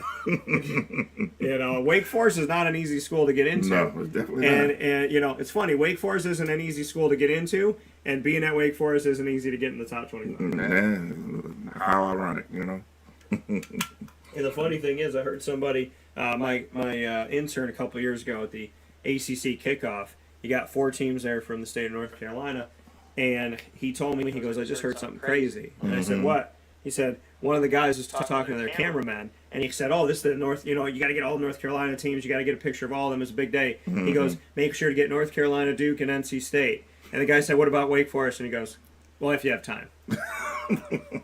Wow. And I was just like, what? And that's in North Carolina. Yeah, disrespect, And I say it all the time. I say I respect Wake Forest more than the state of North Carolina. Yeah. It's sad, but it's true. You know what I'm saying? So we will take a step aside for a fast break. We'll get into Syracuse by the numbers. Coming off of the NC State game, we'll head into the Clemson game as well. Coming up in this edition of Tortora and Alford, exclusive to Wake Up Call with Dan Tortora, inside of the Cafe Kubal Studios. We'll be back right after this, where sports meets life. Starting off my birthday week with a Syracuse victory on Saturday, my birthday, this Friday, October 21st, and Isaac and I hanging out with you here on Monday, October 17th. We'll be back right after this fast break on Wake Up Call with Dan Tortora, where sports meets life.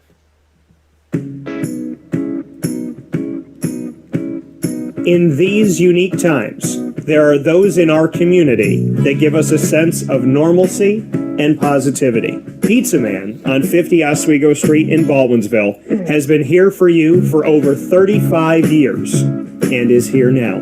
Call 315 638-1234 or order online at pizzamanbeville.com to bring those familiar tastes into your home. And remember to come see our monthly on-site broadcasts centered around the community and our Baldwinsville beats. Pizza Man in Baldwinsville. Any way you slice it, they are always here for you.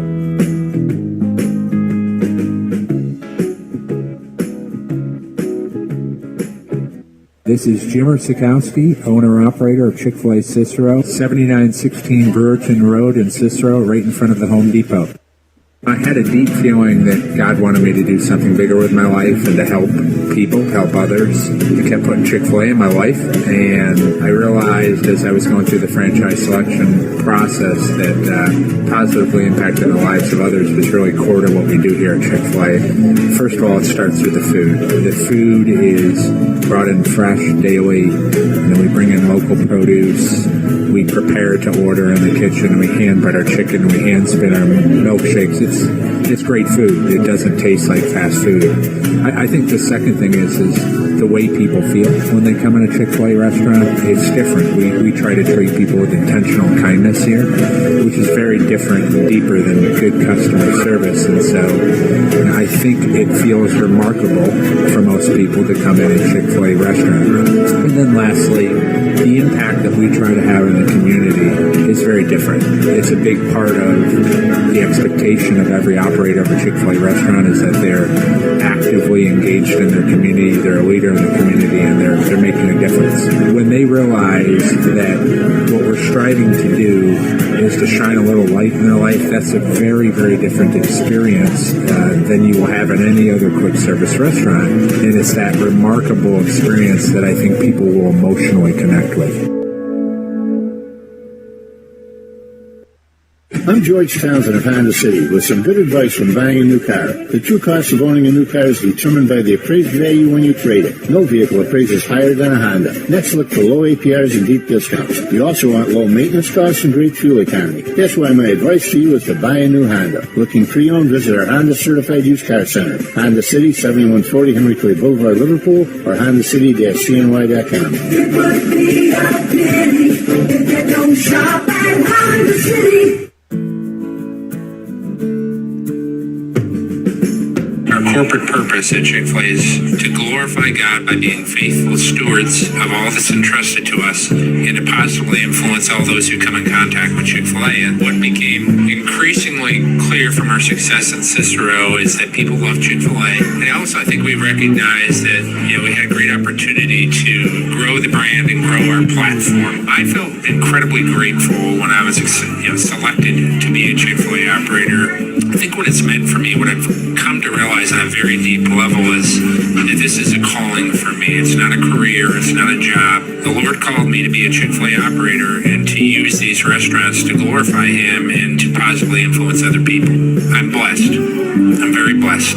Head to Chick-fil-A Clay on 3974 State Route 31 in Liverpool, New York.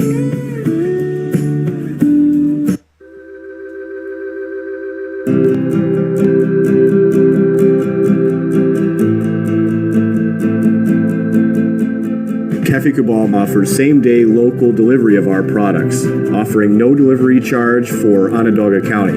Shop cafecabal.com for fresh roasted coffee beans, cold brew, travel mugs, and all your essential Cafe Cabal needs. Cafe Cabal, coffee for the soul.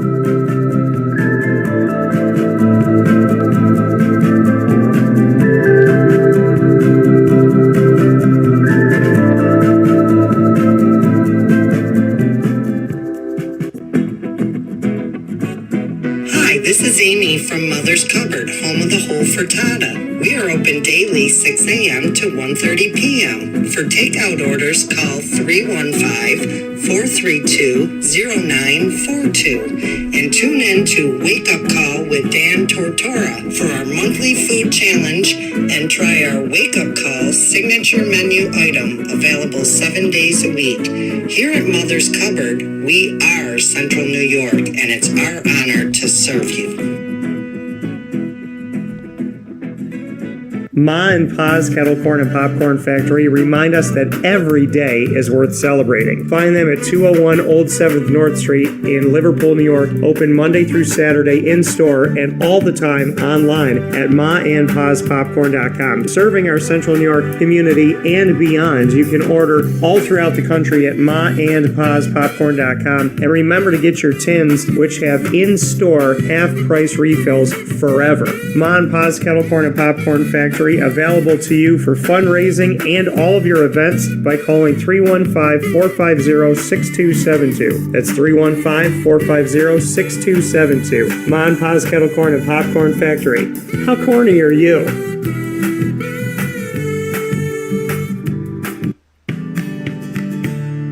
Witty Wicks Candles and Gift Shop, Township 5 Camillus, where you will find handcrafted all-natural soy wax candles over 60 cents to freshen up your home. We carry a wide range of locally made items, Cuse, Syracuse Salt, and Chocolate Pizza Company, to name a few. Let our knowledgeable staff help choose unique gifts and keepsakes for any occasion. Gifts for family and friends, and maybe a little something for yourself. Witty Wicks Candles and Gift Shop, Township 5 Camillus.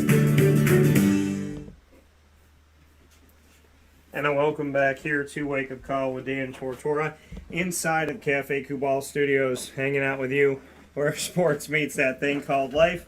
And it's Bring Your Daughter to Work Day. Throughout football season, bringing you our analysis with Isaac Alford and myself, Dan Tortora, inside of these Cafe Kubal Studios on 3501 James Street, 324 West Water Street, and 401 South Salina Street, all in Syracuse, New York.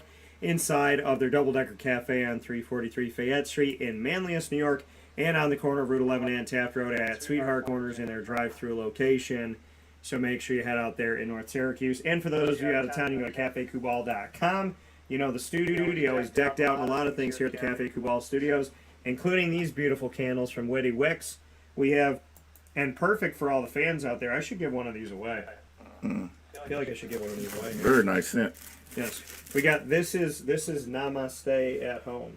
It's a very calming smell, and so these, as you can see, the orange and blue wrapping here, wrapped by the incredible team, including owner Aubrey, and so you can see here that I should give one of these away.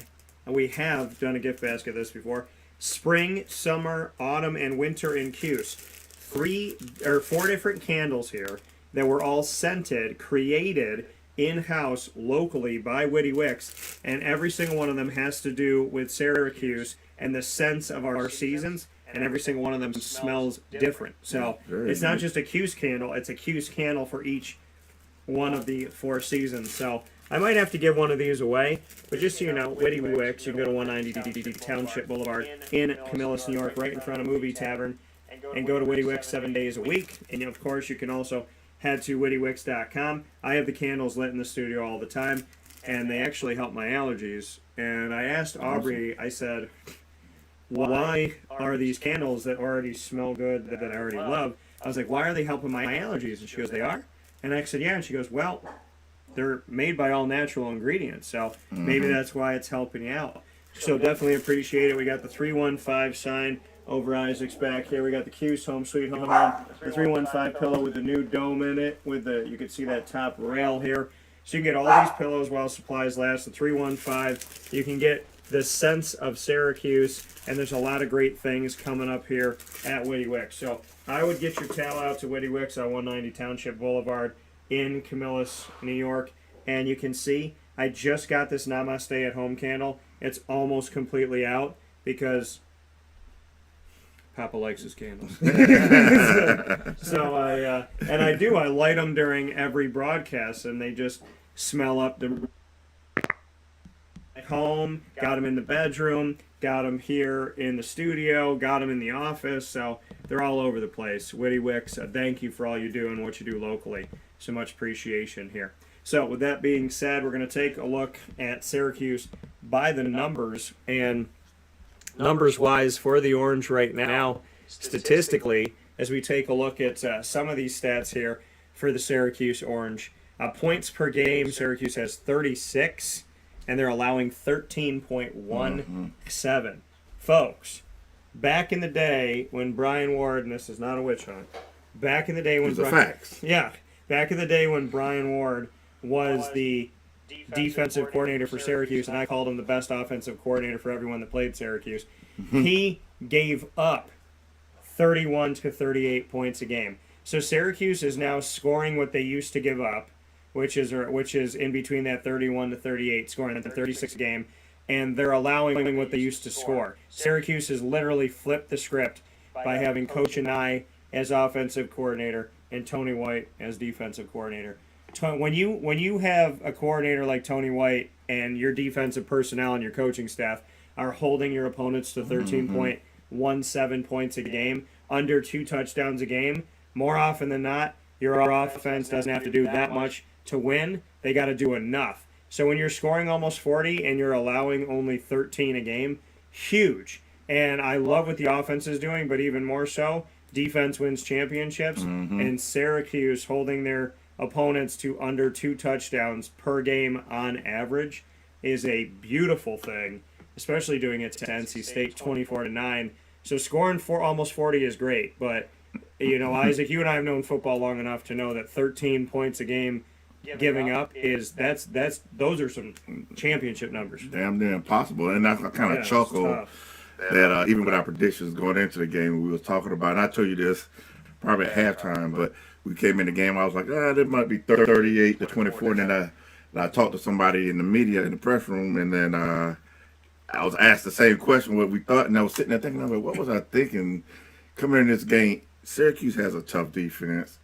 NC State defense is no pushover. Yeah. Then we got into the conversation, and I said, this game might be 17-14, after I kind of rethought about it, and then the way the game played out in the first half, I looked at you at halftime, and I told you, the first team that scores 20 is going to win this game. Yeah, and Tommy from one of the one of our news channel greats here. Tommy him and I were talking, and you were talking to him as well, and he said to me, he was like, it's going to be, like half is going to be like around that, like it was 10-6. He had like 10-7 or like 13-10, something like that, and so I said to him, I was like, you're not far off, right? And Dino, said, listen. He said, of the top 3 defenses in the ACC, and he said, I regard NC State and us at Syracuse as 2 of those 3, and then maybe Clemson. Right. And so people, Devin Leary wasn't there. Yeah, well, NC State's defense is still a pain in the butt to play. And let me say something. MJ Morris and Jack Chambers both filled in at quarterback. Chambers is a vet, even though he's a backup quarterback.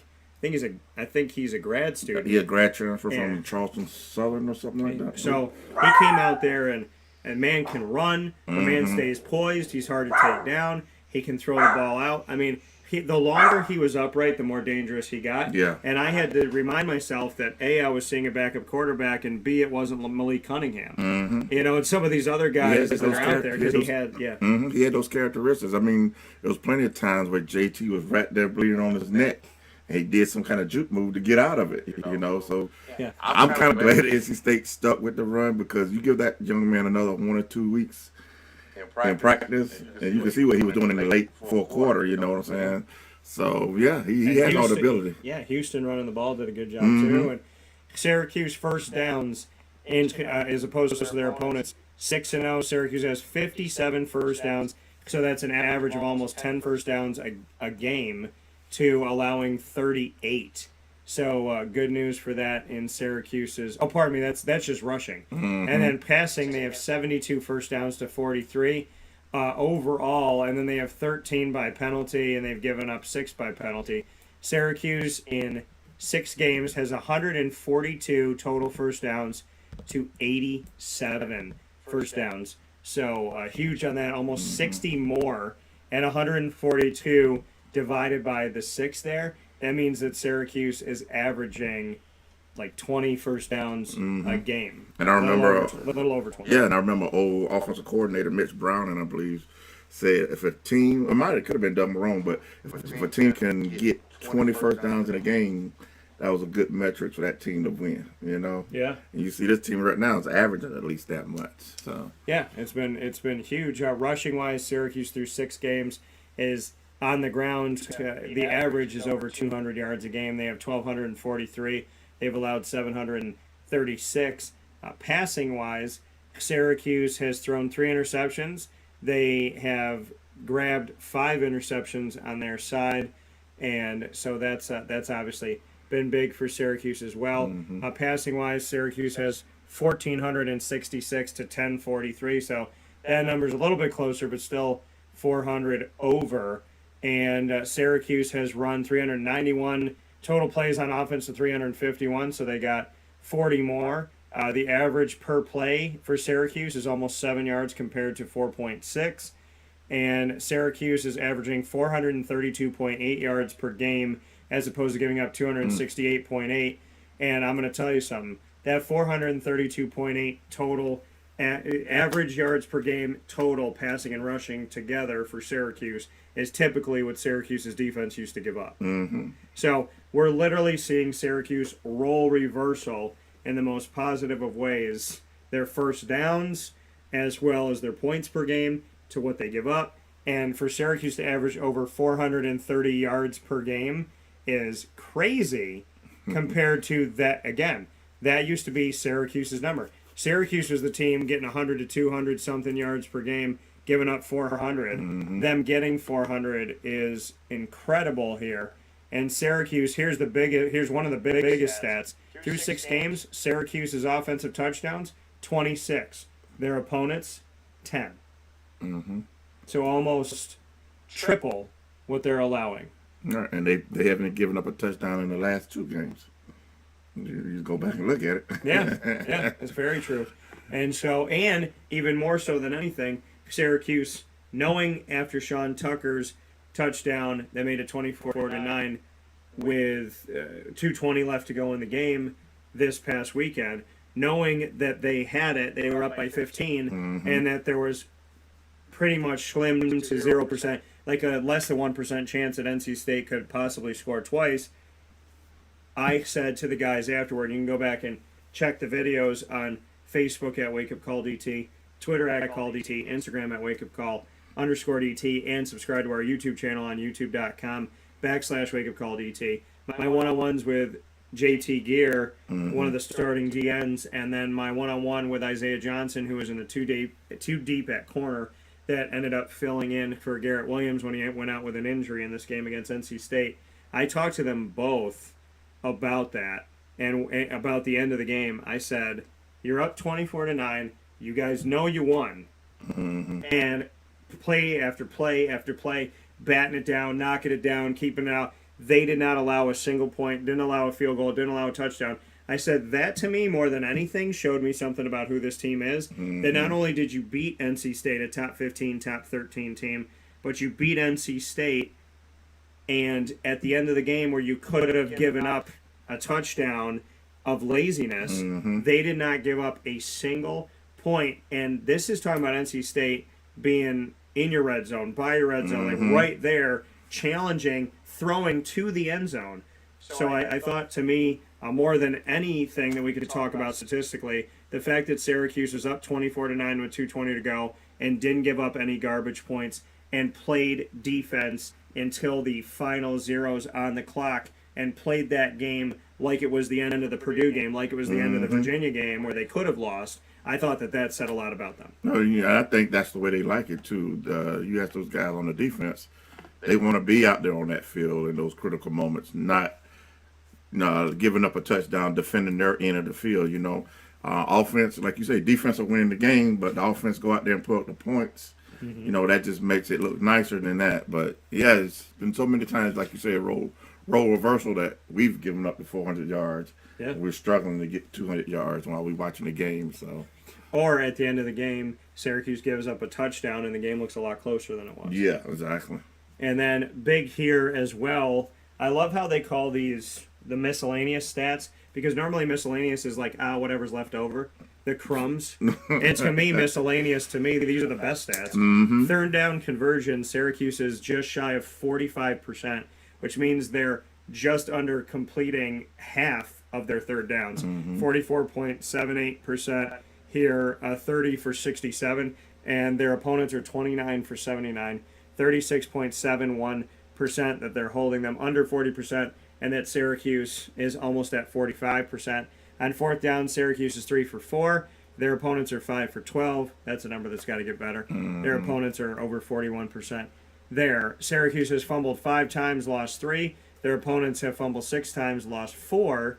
And then sack-wise, Syracuse has been sacked 13 times. They've sacked their opponents 16 times through 6 games, which is a good stat there. So for them getting that within this, that means that Syracuse is averaging almost 3 sacks a game at this point. And then shout out to my guy Andre Schmidt, the only Syracuse kicker to ever win a Luke Rose Award, which makes no sense that the nation's top kicker wasn't Gary Anderson, Nate Trout, Cole Murphy. There's been a bunch of guys at Syracuse that, like Andre Schmidt, should have it. I'm happy Andre got it. But Andre Schmidt here so far this season, he is 11 of 12 on field goals, and those are from all different distances. And he's 25 for 25 on extra points. And then in red zone, Syracuse is 26 for 28 in their 6 games at 6-0. Isaac and I would call BS on one of them. It's when they took a knee against Wagner in the red zone. So technically, it should be 26 for 27 in my mind. And of the 26 for 28 that they have, the red zone touchdowns at 26 for 28, more than half of those have been touchdowns. 17 touchdowns in the red zone to 9 field goals. So that 26 or 27 in the red zone, what we call, basically that's this past game when Trader thought it was a penalty free play. And he threw the pick in the end zone, basically. Yeah, it's the pick he threw in the end zone when I saw through my camera lens that one of the defensive linemen had moved, and he said after the game, Garrett said, I saw their official look like he was reaching for the flag, and he's like, I can't watch him the whole play, I gotta play. So he's like, we all thought it was a free play. I thought it was a free play. The Dome thought it was a free play. So what Isaac is saying here is of Syracuse being 26 of 28 in the red zone, one of them was when it looked like there should have been a flag before the play even happened with an offsides or neutral zone infraction on the defense, and then the other play was when Syracuse took a knee against Wagner. So a missed penalty call and a kneel down keeps Syracuse from being 100% in the red zone. Right. So basically, outside of 2 miscellaneous things, Syracuse is 100%. Yeah, I take that all day long. Yeah. I mean, if Dino looks at that and goes, we're 26 of 26, and we're 26 of 26 when there isn't a penalty that should have stopped the play and a kneel down when you're winning 59 to nothing? Right. A kneel down should not count against. Yeah, I don't like that either. Yeah. Well, kneel downs, right. And more and 17 of those red zone touchdowns, and not Syracuse in the past. I don't know if they would have 17 red zone touchdowns in a season. So but we see it opposite, more field goals than touchdowns. Yeah, exactly. And Andre Schmidt, for him from wherever he's kicking from, he's 11 of 12. And I think you had the interesting thing that the only field goal he missed, that the laces were in the wrong place. Right. Yeah, I think the only one he did miss, they forgot to spin the ball on. So Nate told us, kicking is not easy. It's just not the kicker kicking. It's a whole operation: snap, hold, kick. So it all counts, If the snapper or if the holder can stop the ball too, because if the ball's still spinning when the kicker kicks it, that's another part of it. And I think that's where it also came back to where he kicked the laces, because it was just a little high snap, and the holder had to go up a little higher and bring it back down quicker. Yeah. And it was just throughout the time. Yeah, just throughout the time. And so, because you got to think about it, nobody talks about the holder. They got to take that ball, zipping at them at 10 miles, 15 miles an hour, whatever, 20 miles an hour. They got to catch it, set it, look at it, and as the kicker's going through their motion, as they grab it, put it down, they have to look at the football, and in that split second, turn it to make sure that it's in the right place. Right. Because not every kick comes down perfectly, you crazy people that think it does. So. Yeah, and then, like you say, Andre will probably give all the credit to everybody in the process. It's just not him kicking it, you know what I'm saying? He knows what it takes to make it. So, yeah, when you just see it, you can't just all assume, he's messing up and this and that. It's a whole process to it, yeah. And a shout out to my true freshman buddy who's earned himself a job on the field as the kickoff guy, and that is Brady Denneberg, who is trained by Nate Trout being a mentor, both coming from Merritt Island. And thank you to Brady Denneberg. Thank you to Nate for introducing us. Thank you to Brady for letting me be the one on your trail before you got an offer, to be the first person to talk to you when you came to Syracuse, the person to break the story you committed and signed with Syracuse, and one of the first people, and actually, ironically, the first person I saw at camp this year. Oh, I was walking into camp. We had never met in person, and I'm walking straight, and he was talking to one of the other guys on the team, and he looked at me and he goes, "Are you Dan Tortora?" And I said, "Yeah," and he smiled, and he's like, "Brady," and he gave me a hug.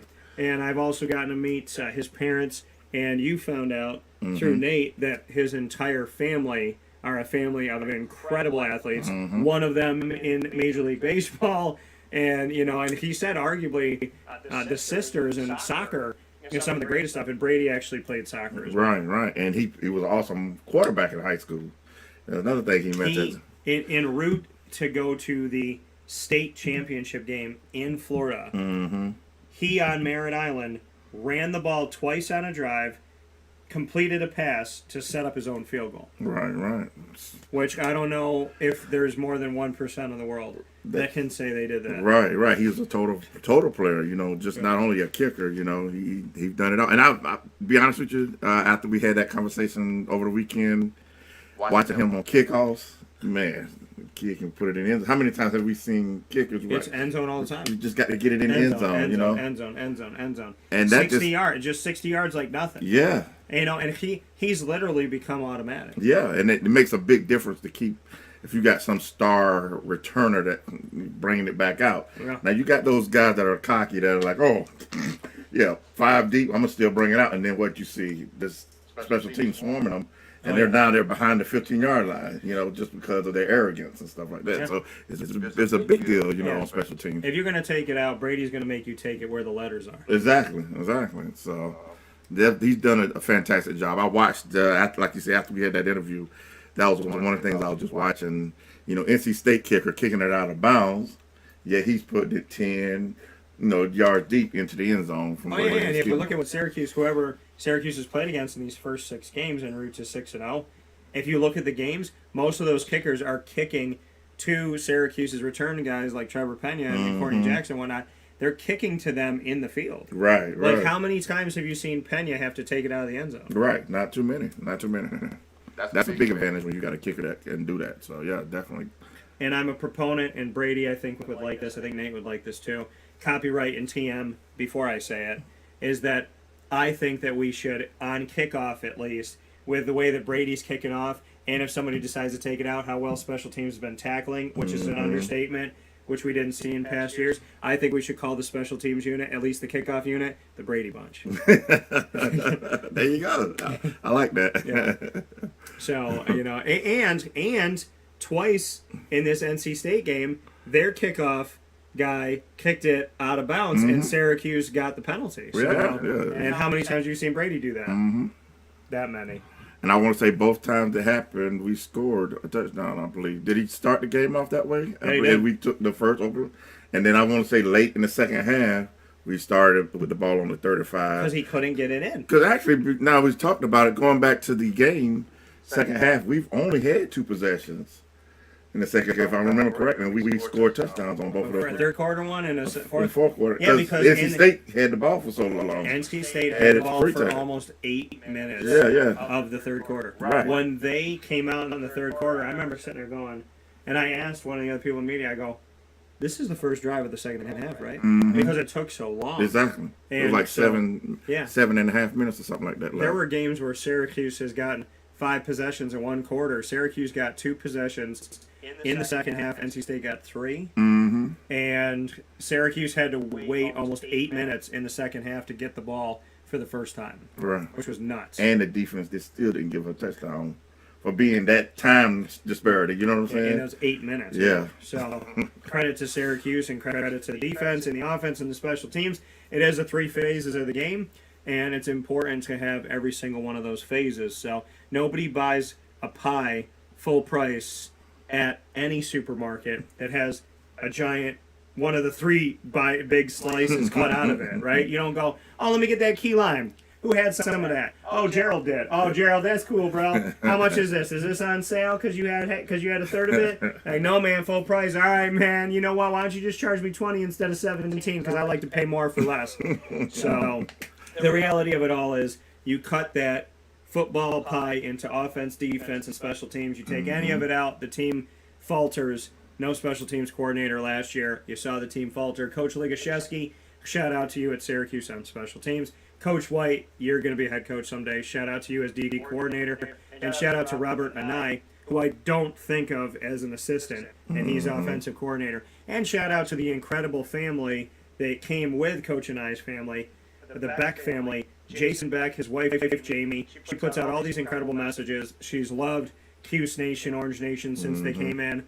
And she's just been a wonderful breath and spirit of fresh air. So I want to shout out the Beck family because you got when you find positivity, you gotta scream it, because negativity always seems to be the loudest person in the room, and that's just because positivity is humble. So let me be loud for the other positive people out there and make sure we drown out the negativity. To the Beck family and the Anai family and the Johnson family and and Coach Ligashevsky, to your family, to all the new coaches, welcome. To all the families that have been here, the Lynches and Monroes from the beginning, and the Babers. Coach Johnson, thank you. Too, man. Yeah. So all of them, and big ups to Coach Jay with the receivers and Lig for special teams, and Coach Beck doing the quarterbacks, and Coach and I offensive coordinator. But big fan of everybody, and I'm a big fan of the Beck family because they just seem like literally the nicest, sweetest, come over to our house and borrow some sugar type of thing, and don't give it back type of thing. Right. Like, oh yeah, you can borrow it, and then them saying oh, why don't you just keep it? like honestly, Jason Beck's wife seems like one of the nicest people. Yeah, she do. I enjoyed her posts, and like you said, the love they show the community, and the community showing it back to them. And you know what? It takes all 85 on the roster, however many is on the coaching staff, everybody in that building. Yeah, plus to build, the scouts. Yeah, to build what they've been doing so far, and it's big ups to everybody. Props to that. Yeah, and so we will take a step aside for a fast break. We got one more thing to address, and that's the other Orange team that's on the schedule. It's going to be a Sea of Orange at Death Valley, which is great for Syracuse fans because you'll blend in and hopefully continue to be loud. So I hope that the Loud House is traveling down to Death Valley. Syracuse, Clemson, 2 orange, one's orange and purple, one's orange and blue. Whichever team's going to win this game is the one that's the least black and blue.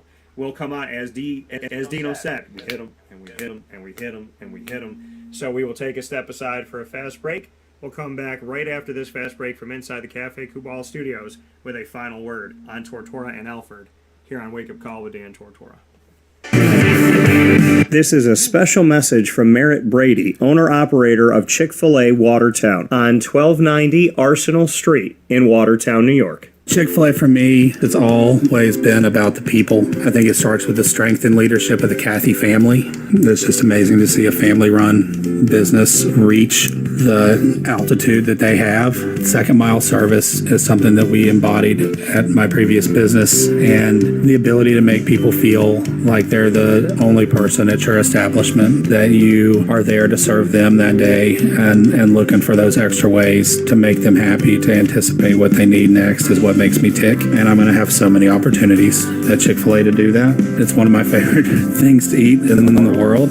My favorite application question or interview question when I'm interviewing is when I get to, have you ever eaten at Chick-fil-A? And a smile hits both their ears. They can't even answer the question for a second. And when I see that, it's like, man, that's going to be a great hire. They already get it. They already feel it. They already know that we're different. The Chick-fil-A experience, it's a real thing. And then, of course, just our generosity and community involvement and making a positive impact in the lives of our team members, our guests, and the community in general, I think is really the secret sauce. Chick-fil-A Watertown on 1290 Arsenal Street in Watertown, New York. Coming to you fall 2022.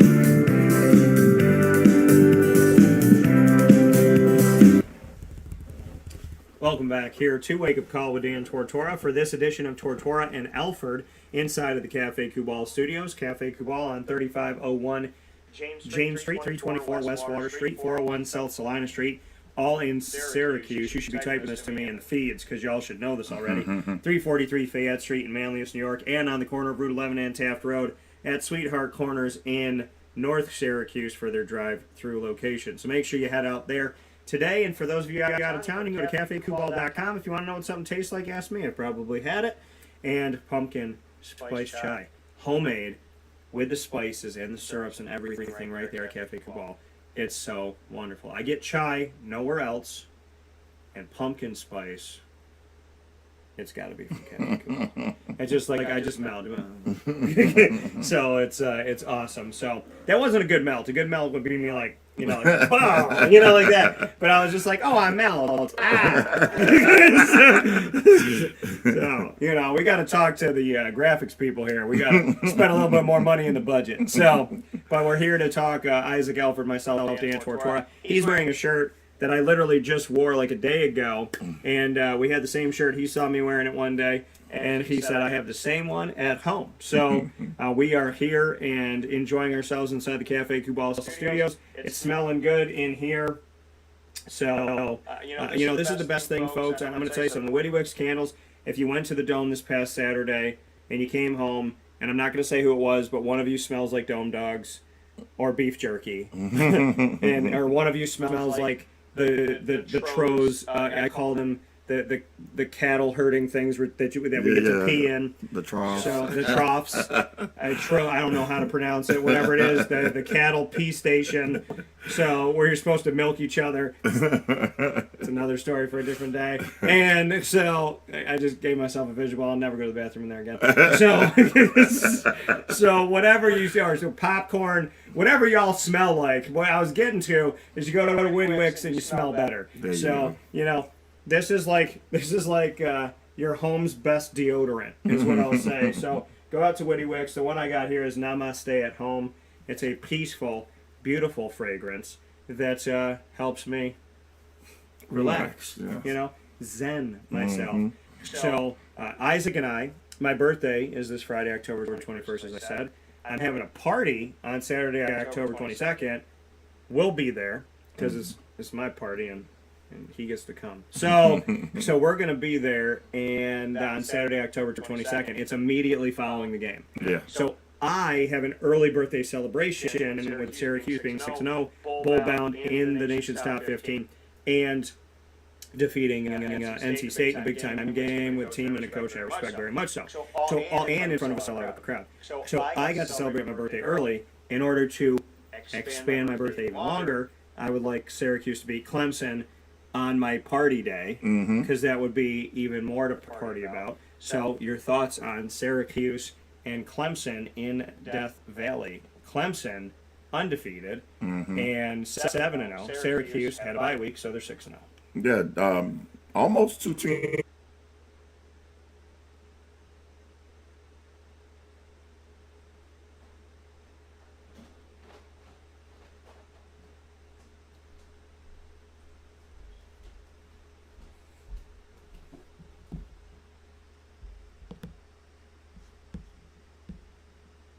Seasons. We've probably been lucky to have aim, and he's got 31 catches this season, and so yeah, he's been good. And if we can break it down game by game, you can take a look here and see if I can do. Can I do game by game individuals? I don't know. Is it clicking on that? I go individual, and I click on Oronde. Let's see if I can do this here. So Oronde's, if I can do it somewhere else. Oh yeah. Yeah. So Oronde has a touchdown. So he has 3 out of 6 games he's gotten at least 100 yards receiving, and 3 out of 6 games he's scored. He had 1 touchdown against Louisville. That was his first career collegiate touchdown. 2 against Purdue, which was his former highest game of 112, and 2 against NC State with 141, which is his new high. Yeah. And the thing about their offense, though, is they rotate so many people in. They put people in different positions. And I said, when's Damian Alford going to get out there? We saw him get a big grab. Yeah, he made a big catch towards the end, but they're doing so many different good problem to have. Sets. It's a good problem to have that other people get an opportunity to get a chance to catch the ball. And Garrett, he'll get his opportunities where again, this is his first year in the system. You know, we want him to be, oh yeah, this guy doing that and hitting this guy, but he's learning the plays and seeing how other teams defend them, game plan against them. Yeah. So naturally, as they watch the film, we're probably going to see other people start to catch some numbers on the back at the end of the season. So yeah, and a bunch of guys have caught a pass. Amari Hatcher. So Amari Hatcher caught a touchdown, his first ever collegiately. DeMarcus Adams is a transfer into Syracuse. He's already got a touchdown. Isaiah Jones, he got a touchdown through the air. Damian Alford has a touchdown. Courtney Jackson has a touchdown. Devon Cooper has a touchdown, and Oronde Gadsden has 5, and that's just naming receivers that have a receiving touchdown. And Sean Tucker also has one as well. And we know that Dan Villari, who came in as a quarterback and a backup from Michigan, he's been playing. He played receiver a little bit here. He's caught at least a pass. Maximilian Mang, tight ends, caught a pass. Anthony Quealy, wide receivers, caught a pass. LaQuint Allen, true freshman running backs, caught a pass. C.J. Hayes has caught a pass. And, you know, we look at, I think that's everybody that I named here. I said Trevor Pena, if I didn't say that before. So you got a bunch of guys here, and you look at this, like you said, first year in a new offense, and you got 1, 2, 3, 4, 5, 6, 7, 8 players in 6 games have caught a receiving touchdown. And we've seen, maybe, I don't want to pull up last year's stats, but I'm pretty sure last year's stats. Yeah, exactly. You don't, passing wasn't a forte last year, so definitely you can see in previous seasons we probably have been lucky to have maybe 3 or 4 people catch a touchdown pass. I think having a wide receiver in the last few years for Syracuse history, having 5 touchdowns in a season was saying a lot. I mean, I think last year Syracuse, like, leading receiver ended the season with like 300-something yards. Yes. Where, you know, Oronde Gadsden through 6 games has 507. Right. Exactly. Which is nuts. Yeah. I mean, he's on pace to be a 1,000-yard receiver. Yeah, exactly. Which would be really cool. Yeah, it would be nice. So, just looking at this again as a team, Clemson 38.6 points per game, Syracuse 36, like we told you, so almost dead even there. And then we look at total touchdowns. Clemson has 33 offensively. Syracuse has 26. So very close here. First downs 150 for Clemson. And mind you, Clemson's played an extra game. So Clemson has a little bit more barely on Syracuse in these areas. And so they have 150 first downs through 7 games. Syracuse has 142 through 6 games.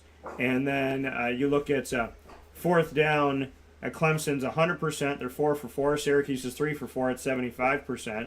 And then you look at Clemson third down in 7 games. They're 50.4%. And Syracuse is just shy of being 46% here on third down. And then you look at some of the other pieces. We talked about the passing and rushing side of things. So, I mean, it's been pretty crazy how close Syracuse is here to Clemson overall. And Clemson has had 9 fumbles, lost 3 through 7 games. And Syracuse has had 5, lost 3. So they've had 4 less, lost the same amount. Syracuse is +5 in the turnover ratio. Clemson is +6 in 7 games. Syracuse in 6. So again, they're almost dead even in multiple team statistics and individual statistics, and Clemson has played 1 extra game than Syracuse, and yet Syracuse is almost dead even with them. Yeah, and that tells you how great the season is. Tells you that Syracuse has done more with less. Yeah, exactly. And well, Dan Wagner, okay, well, Clemson also plays those teams. Yeah, don't even bring up their schedule. I was just looking at it on the ACC network. I'm like, how do they get like 4 away games for the whole season? I mean, they got a Ohio State schedule. You know, I was like, we need to work this magic in Syracuse because I would love to have 8 home games. You know. Oh yeah, Clemson played Furman, and they didn't shut them out. They played Louisiana Tech and allowed 20 points there. They beat Georgia Tech on neutral ground here at 41-10. They went to double overtime with Wake Forest on the road. They beat NC State at home by 10. They blew out Boston College on the road. They beat Florida State most recently this past week. That Syracuse went to 6-0. Clemson went to 7-0, defeating Florida State 34-28 in Tallahassee. They'll play ranked Syracuse, then they'll play at unranked Notre Dame right after Syracuse plays Notre Dame at home. Then they'll play unranked Louisville at home, unranked Miami at home, and unranked South Carolina at home with 4 out of their last 5 games at home and their last 3 at home. And they started off the season with a bunch of games at home. Yeah, other than the neutral site game, the first one, yeah. So you got a neutral site game, and then you have 3 of 4 at home, and then you end the season with 4 of 5 at home. Syracuse started with the majority at home and ends with the most on the road. Right. So Clemson somehow got the majority at home and the majority at home on bookends, and Syracuse got the majority at home and then a friggin' gauntlet. and everything's away. Yeah. Right. And so just to go to show you that the better you are over time, you get more favorable schedules to make sure that you stay on top. I guess so. I mean, to like you say, the rich does whatever the word I can't even get the thing out. Yeah. To the winner goes to spoils or whatever. Yeah. You know. So To hey, the victor goes. the to victor. spoils. There you go. There you go. So, but yeah, I mean, this To the definitely going victor to be goes the spoils, and to the ex-girlfriend goes the engagement ring. another topic for another time. Not legally, Yeah. but in her mind. In her But, mind. no, You know, that- what is law? Yeah. What is it? You know. Possessions is what? I don't know. Yeah, I mean, what is life without law? I live it every day.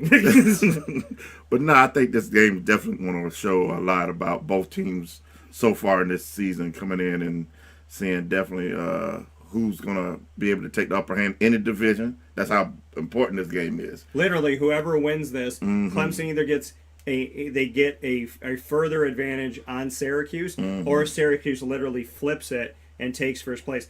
If and when Syracuse were to win this game, Syracuse is in the driver's seat to have the division, and if they win out, if and when Syracuse beats Clemson, they take first place, and if they win out, they're guaranteed their spot in the final game here. So Syracuse is literally in a place right now to flip the script with Clemson, take first place in the Atlantic, and go to the ACC championship game and be in the driver's seat.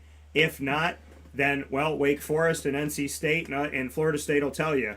In these games in the middle of the season where you have a chance to flip it and you don't, Clemson usually makes you pay, and they never give it up after that. Right. You definitely can't. And looking at And Clemson, NC State tried, and Wake Forest tried, and Florida State tried. So that's what I was going to say. Syracuse might be the last attempt at keeping Clemson out of the ACC championship. And Clemson already played the top dogs or the hunters in the Atlantic Conference side of the Yeah, conference. they have to play South Carolina. Yeah, well, I mean, like, if they even lose to South Carolina, it's not going to do anything for them. But yeah, I'm just kidding, because yeah, South yeah, Carolina's been a shell of themselves. And at the end of the season, oh my gosh, they have to play Miami at home. That wonderful, that beautiful nightmare that Miami the has tropical become. storm. Yeah, I said Miami's not a hurricane. It's been downgraded to a tropical storm. It's actually a light sea breeze right now.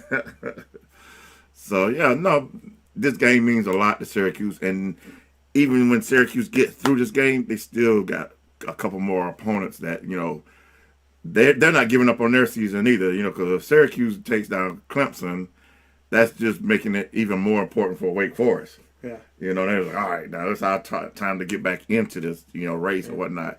Florida State is, they already lost 3 in a row, so they might Wake be a little Forest, bit. NC State, Yeah. they're hoping Syracuse wins this game. Yeah, exactly. And just to put something cool into perspective as well, Syracuse for the first time in a long time in this type of, I know when they play Clemson they get this, but for the first time first time since 1987 are they 6-0 to start the season. And Syracuse and Clemson will not only be the first game that you see on Saturday at noon Eastern time on Saturday, October 22nd, but OMG, it won't be on the ACC network. This game will be on Rabbit Ear, basic. How did I somehow get Spectrum to not have to give me a box and I can still find my basic cable without telling anybody, and I feel like I'm functioning in a cave in some long-lost place in the past because you have to pay for everything. But if you get 3, 5, and 9 on your Rabbit Ear aluminum foil television, Syracuse is on ABC this weekend. And that, to me, is the best thing since TGIF used to be there with Boy Meets World, Step by Step, Family Matters, Dinosaurs, and Full House. That's quite a good lineup, too. Best lineup. Yeah. None of those are on the ACC network. None. ACC network. What is that? So, yeah, no, they definitely going to have the eyes and homes that, like you said, that can tune in. And it's an opportunity for them to go down there and show the nation. Yeah, heck, you can lay in bed and watch this game. Yeah, you yeah. can sleep in on Saturday and just, watch the game and enjoy it in bed. Make yourself a little little breakfast in bed. That sounds like a game plan. Yeah, because after that it's party time. Oh yeah, it's party time after that. Yeah. So and this number 44 is obviously for my late great friend Floyd Little, and for Sean Tucker passing Floyd with his first carry of the game, 38 yards, and eventually getting 98 yards to get to 2,766. His first carry of the game against NC State around the edge for 38 yards gave him 2,706, which passed Floyd Little 2,704. May you rest in peace, Floyd. So Sean is now 6th all time and now has the opportunity to crack into the top 5, which I believe he will. And also in memory of Floyd, Jim Brown, and Ernie Davis, and everybody before that was honored in the Ring of Honor. Remember that they used to be called something else. Yeah, something else. So I had to go old with old to celebrate the old and love the new. Shout out to Sean Tucker and Floyd Little. Shout out to Jim Brown, who sent off a nice message. I hope that you stay healthy and do well. And shout out to Ernie in heaven, all of our orange that has passed on, all of our orange that's here, all of our orange that's yet to come, and of course, to my man Floyd. I love you, brother. And you know it and I know it. Deborah, your wife, still a timeless beauty, looked absolutely strong, powerful, and incredible on that field at halftime, and like she always does. Yeah, exactly. She's just a killer. Yeah, great tribute on it at halftime. I enjoyed it. Yeah. So, and you said what? It was. The, the way they did the video was awesome. I loved it. It was like it was Jim, the GOAT. It was Ernie, the Elmar Express. Yeah. And then it was Floyd, the franchise. I love that. That was a nice touch. And having Floyd as the franchise, just to let you know, folks, talking to someone down in Denver, Colorado, who is in the broadcasting industry, he told me, he said, Dan, some people might tell you John Elway is the face of the Denver Broncos, but anybody that actually knows the Denver Broncos and the history, and if you talk to anyone down here in Colorado, we would tell you without doubt that the face of our franchise is Floyd Little. So not only the face of Syracuse, but the face of the Denver Broncos, and just so happened to have the same colors, orange and blue. So shout out to Floyd, shout out to Sean, shout out to the 6-0 Orange, bowl bound with a half a season to go. We already know that we're going somewhere, hopefully warmer with palm trees in December, if not January. For now, for Tortora and Alford, we have Isaac Alford, myself, Dan Tortora, and you here with us, and of course, every Monday during the season, we've been bringing you Tortora and Alford. And, of course, every Monday through Friday from 9 a.m. to 11 a.m. Eastern Time. In general, you have Wake Up Call throughout the week on YouTube.com, Facebook.com, and MixLR.com/WakeUpCallDT. You also have us on Facebook.com/LiveNowDT and on WakeUpCallDT.com's homepage. Make sure to bookmark and subscribe to our website, WakeUpCallDT.com. Once the shows go live, you can catch us on Amazon Music, Audible, iHeartRadio, iTunes, and Apple Podcasts. MixLR, Player FM, Podbean, Podvine, TuneIn, Spotify, Stitcher, YouTube, and so on, and Partridge in a Pear Tree. So all you got to do is search Wake Up Call with Dan Tortora on any one of these outlets, or one word, Wake Up Call DT. You can also ask Alexa and your Google Home devices, Cortana, all them girls. You can ask, what is it, Cortana, Alexa, Siri. You can ask them all to find Wake Up Call with Dan Tortora, and they'll do that for you. Big shout out to all of our wonderful partners, Cafe Kubal, Carvel DeWitt, the Wildcat Sports Pub, Witty Wicks, PB&J's Lunchbox, Canine Camp Dog Daycare, Avicoli's, Mon Pa's Kettle Corn and Popcorn Factory, Canine Campground Dog Boarding, Pizza Man, Chick-fil-A Cicero and Chick-fil-A Clay, Honda City of Liverpool, Chick-fil-A Watertown, Mother's Cupboard, and of course we are very proud to be the exclusive multimedia marketing partner of your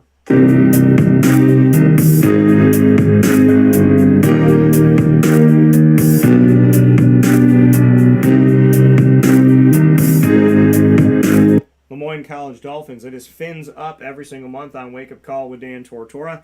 Of course, you have the Dolphins with us every Wednesday at 9 a.m. Eastern Time during Dolphin Time. And when you have that Dolphin Time here with us, folks, you have the opportunity to hang out with us every first and third Wednesday of each month for AD and DT with Athletics Director Bob Beretta and myself, Dan Tortora.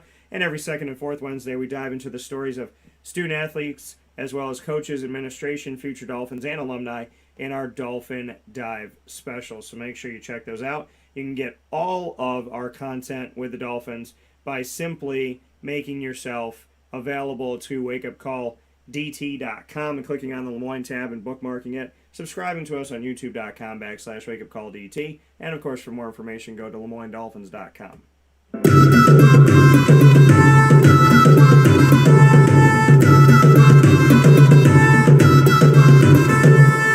The Bryan and Stratton College Bobcats of Syracuse are also exclusive multimedia marketing partners with Wake Up Call with Dan Tortora. The Bobcat Buzz comes to you every single month, all throughout the month. You never know when they're coming. That's why you got to be ready, just like a bobcat. It can pounce.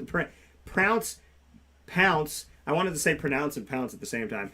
Well, I can pronounce correctly sometimes, but they can pounce on you at any time. The Bobcat Buzz coming to you with student athletes, coaches, and administration all throughout. We just had a PTA program, physical therapist assistant program, which has 100% job placement out of Bryan and Stratton College of Syracuse. You don't want to miss out on that. You can get your degree in less than 2 years from Bryan and Stratton, so make sure you get in touch with them today for their PTA program and more. Find out all of the stories from the Bobcats by going to the BSC Syracuse tab on WakeUpCallDT.com, subscribing to YouTube.com/WakeUpCallDT, and for more information, go to Syracuse.bscbobcats.com. With that being said, you can find us on Facebook at WakeUpCallDT, the Twitter at CallDT, Instagram at WakeUpCall_DT, and of course, WakeUpCallDT.com, and on YouTube, as I said before, YouTube.com/WakeUpCallDT. I had a goal this year when we were on YouTube of getting to 100 subscribers. And over the weekend, late Saturday night after the Syracuse win, I took this picture. My goal was to have on our Wake Up Call DT channel to have 100 subscribers by the end of this year. Thanks to you. Can you see it? Maybe not. But thanks to you, there you can kind of, I have to dip it down. We have 500 subscribers here. And so my goal was 100. We multiplied it by 5. 500 subscribers, over 3,000 videos. Plenty of stuff for you to do. People say to me, Dan, what are people going to do when you go on vacation?